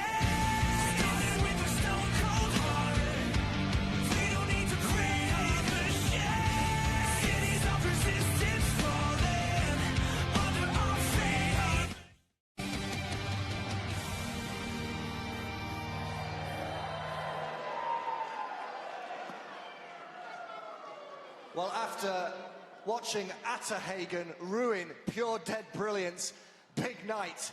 Let's look ahead to next week when we will be live at the SSE Arena in Belfast. And look who Flash Morgan Webster will have as his guest on the modcast. Liverpool's #1, the master of controversy, was the victim of controversy tonight, and he's got a big announcement as far as I can gather. Well, Greg, I'm extremely excited, but let's see what we've got next for the rest of the show. Well, it's the main event, and it's Eddie Ryan. And it's this big moment. Can he have anything left to capitalise? It's the 5-star championship. Let's go to the ring. The following is a singles match set for one fall. And it is for the 5-star championship. Introducing first.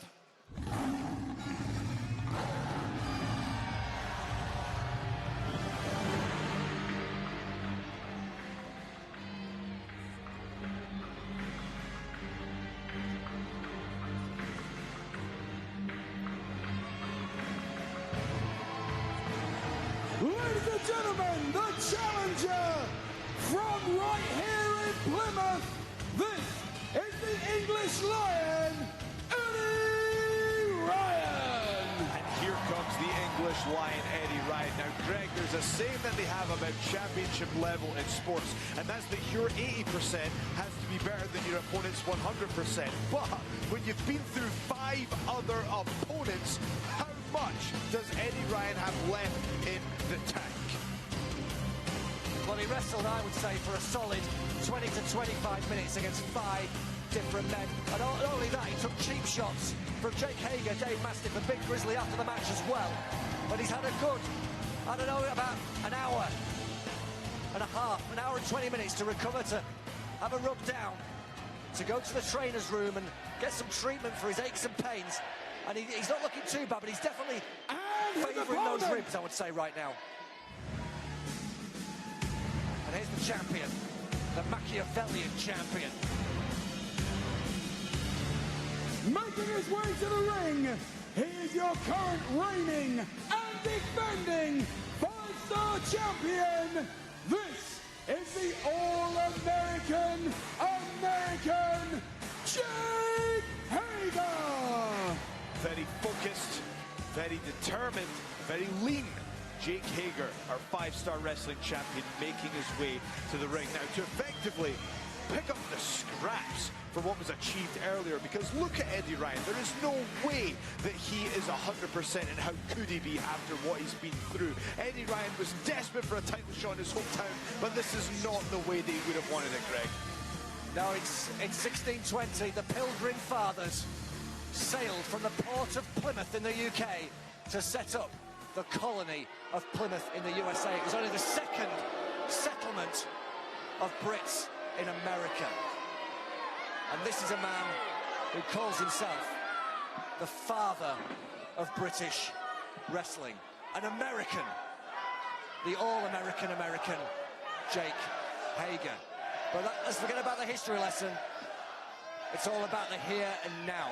And it's all about whether Eddie Ryan can use the support of the crowd here in his hometown and somehow once again overcome insurmountable odds. He's done it once, well, he's done it 5 times, Joe, tonight. Absolutely. Can he do it? As we've pointed out, Eddie Ryan is one of those wrestlers that feeds off the energy of the crowd, perhaps more so than anyone else I've seen here in 5-star wrestling. So if there was ever a place where Eddie Ryan could get it done, it's right here in Plymouth.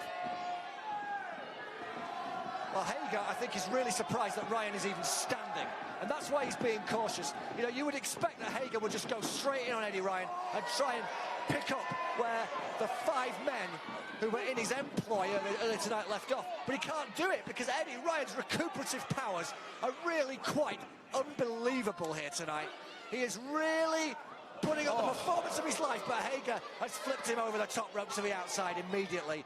And Ryan, well, he's already in trouble. And Jake Hager just swiftly reminding Eddie Ryan exactly how strong and powerful that he is. And the 6'7" champion who defeated John Morrison, made him tap to the ankle lock to win the championship 2 weeks ago in Newcastle.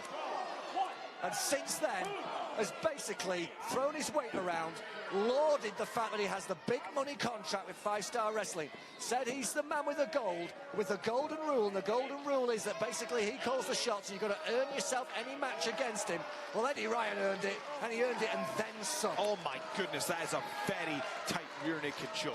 Slightly different from the sleeper hold, but look how tight it is. There's absolutely no space between Eddie's chin and the bicep of Jake Hager. He's cut off the blood supply, he's weakened, and just viciously beating him down. Well, everybody loves a Rocky story, but in Rocky 1, Rocky lost. Will that happen right now? Because the all-American American is dominating an utterly spent English Lion, and I would imagine can finish him off at any time. Perhaps with the springboard splash, the gut wrench powerbomb, the ankle lock. But look at Eddie Ryan. He rolls up Jake Hager. Chris Roberts makes the counter roll. Ryan nearly won the title. Eddie Ryan nearly won the title. He nearly became the first Englishman to ever be 5-star champion. And Eddie Ryan just reminding us there that this is not tap or snap. This can be ended with a pinfall. It only takes 3 seconds. But his chances drastically go down as Jake Hager just punches him in the back of the skull. Hager is methodical. Hager is fresh. Hager just basically orchestrated the troops earlier tonight, and he hardly expended any energy doing so. Whereas Eddie Ryan has been fighting, and he's cut. Eddie Ryan is cut. He is cut by the side of the left eye, and he is struggling for air. He is panting for breath, but he is still, that big heart is beating. And while there is breath in his body, in front of his hometown friends and family, he will fight. And he is fighting, and he has got Jake Hager going. He's got him rocking. The Lion is roaring in Plymouth. Irish whip. Hager reverses it. Oh, and Eddie Ryan goes down hard again. And Greg, let me remind you, as someone who has been cut above the eye, it's not just that injury itself that you want to worry about. If the blood gets into the eye, it impairs your vision. And you're going to need both of those eyes to see where Jake Hager's coming from with his huge suplexes. But now, it's not about suplexes, it's about fists to the face. Jake Hager being unusually vicious in this matchup. Jake Hager is setting up. This is a patented maneuver of Jake Hager. And Greg, here he goes, across the ring. Jump, jump, and then the splash. Oh, and Eddie Ryan got the boot up. The English Lion. Can he do it? Surely he can't do it. This is ridiculous. The staying power of this young man from Plymouth. Drop kick, down goes Hager. I can't believe what I'm seeing. I cannot believe what I'm seeing here. Eddie Ryan has already had 5 other opponents. Kicked out. Hager kicked out. But Eddie Ryan is still in this. Improbably. Eddie Ryan is still in this. Splash in the corner. Big shot. Eddie Ryan off the ropes. Hager goes for the clothesline. Eddie Ryan, back suplex. The crowd is coming alive for the English Lion. And this is where Eddie Ryan is at his absolute best. Everyone is behind Eddie Ryan right now. No one feeds off the crowd more than this guy. And this is a very personal issue as well as a championship title fight. He goes for the kick. Hager blocks it. Hager's got him up. Eddie Ryan rolls through. Sunset flip, make the count, referee. Two. No! Oh my goodness, I thought he'd done it right there. Hager's got him, drops him with the belly to belly. Two, retains. No, he doesn't. He does not retain. How did Eddie Ryan kick out of that? How many times have I said that tonight, Joe? I know, it's getting quite difficult to believe now, Greg. This is unbelievable resilience that we're seeing from Eddie Ryan, but this could be it. This has got to be it. He's got the ankle lock on. Eddie kicks him off. Hager, oh, did he hit the post? Did he hit the post? He certainly hit the turnbuckle pad. Hager is groggy. Oh, but he caught Eddie Ryan with a big shot. Now here he goes. He's going up. Hits the splash. 1, 2, 3. No, it's not a 3. It's not a 3. And Jake Hager just can't believe this. Jake Hager is finding out firsthand exactly what an English Lion is all about. And he said American wrestling was up here, and he said British wrestling is down there. I think Jake Hager is having to, as Fagan once said, review the situation. Jake Hager referred to himself as the father of British wrestling, meaning to disrespect British wrestling, but now I think he must have nothing but respect for Eddie Ryan, who super kicks him straight in the chin. He's going to follow up with George Cross. He's going for George Cross. He's going for it. If he hits it, he's beaten 3 men with this. This is he's hit it. a new five-star champion. He just needs to get the cover. 1, 2. Oh, his foot's on the rope. His foot's on the rope, and Robert saw it. Robert saw it this time. Robert saw it this time. And Hager's outside the ring. And Eddie Ryan was just a second away, a split second away for pulling off an against all odds championship victory in his hometown. But Hager hits a big elbow and he slams Eddie Ryan into the crowd barrier and pounding away. He's pounding away.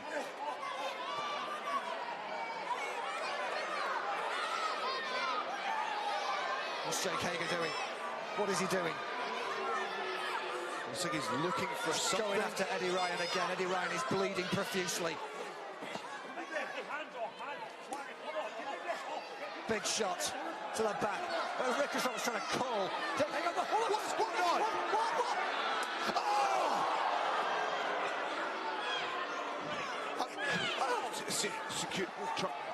We need security.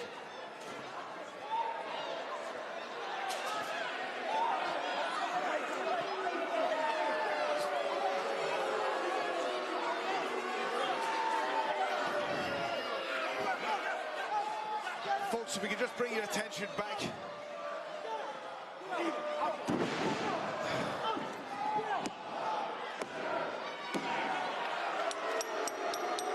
Jake Hager retains the title. Ladies and gentlemen, the winner of this contest and still 5-star champion, the All-American American, Jake Hager! And that was... They smashed a bottle over his head. We need to get medical. They smashed a bottle, a glass bottle over his head. They smashed a glass bottle right into the already cut face of Eddie Ryan, who I believe, Greg, had a chance.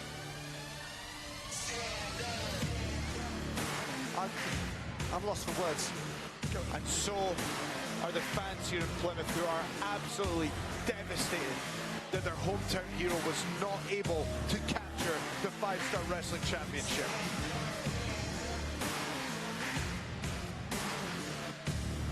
This is going to stand. This is going to stand. Jake Hager is still the 5-star champion. Eddie Ryan is the moral victor. And we've got to do something about what's just happened now. We'll see you in Belfast.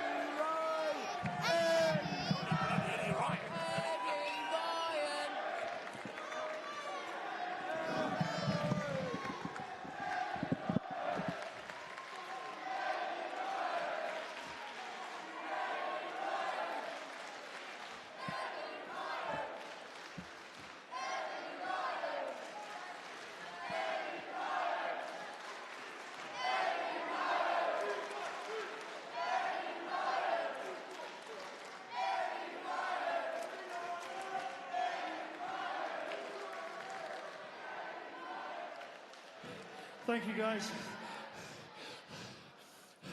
I've been wrestling now for 9.5 years.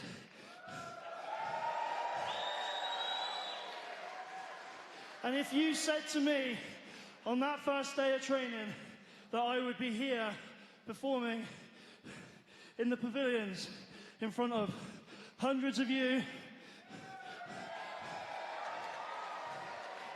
on live TV in front of a possible 22 million homes and going toe to toe with guys who have been at the very top of this sport and are former world heavyweight champions, I'd have laughed in your face. Yeah, you got it, guys. And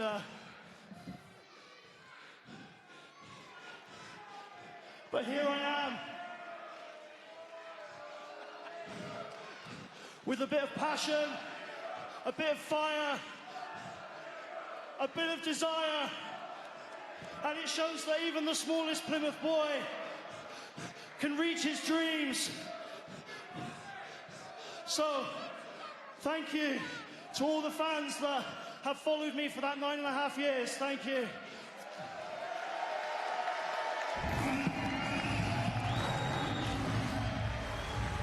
Guys, friends, family, Plymouth, I love you.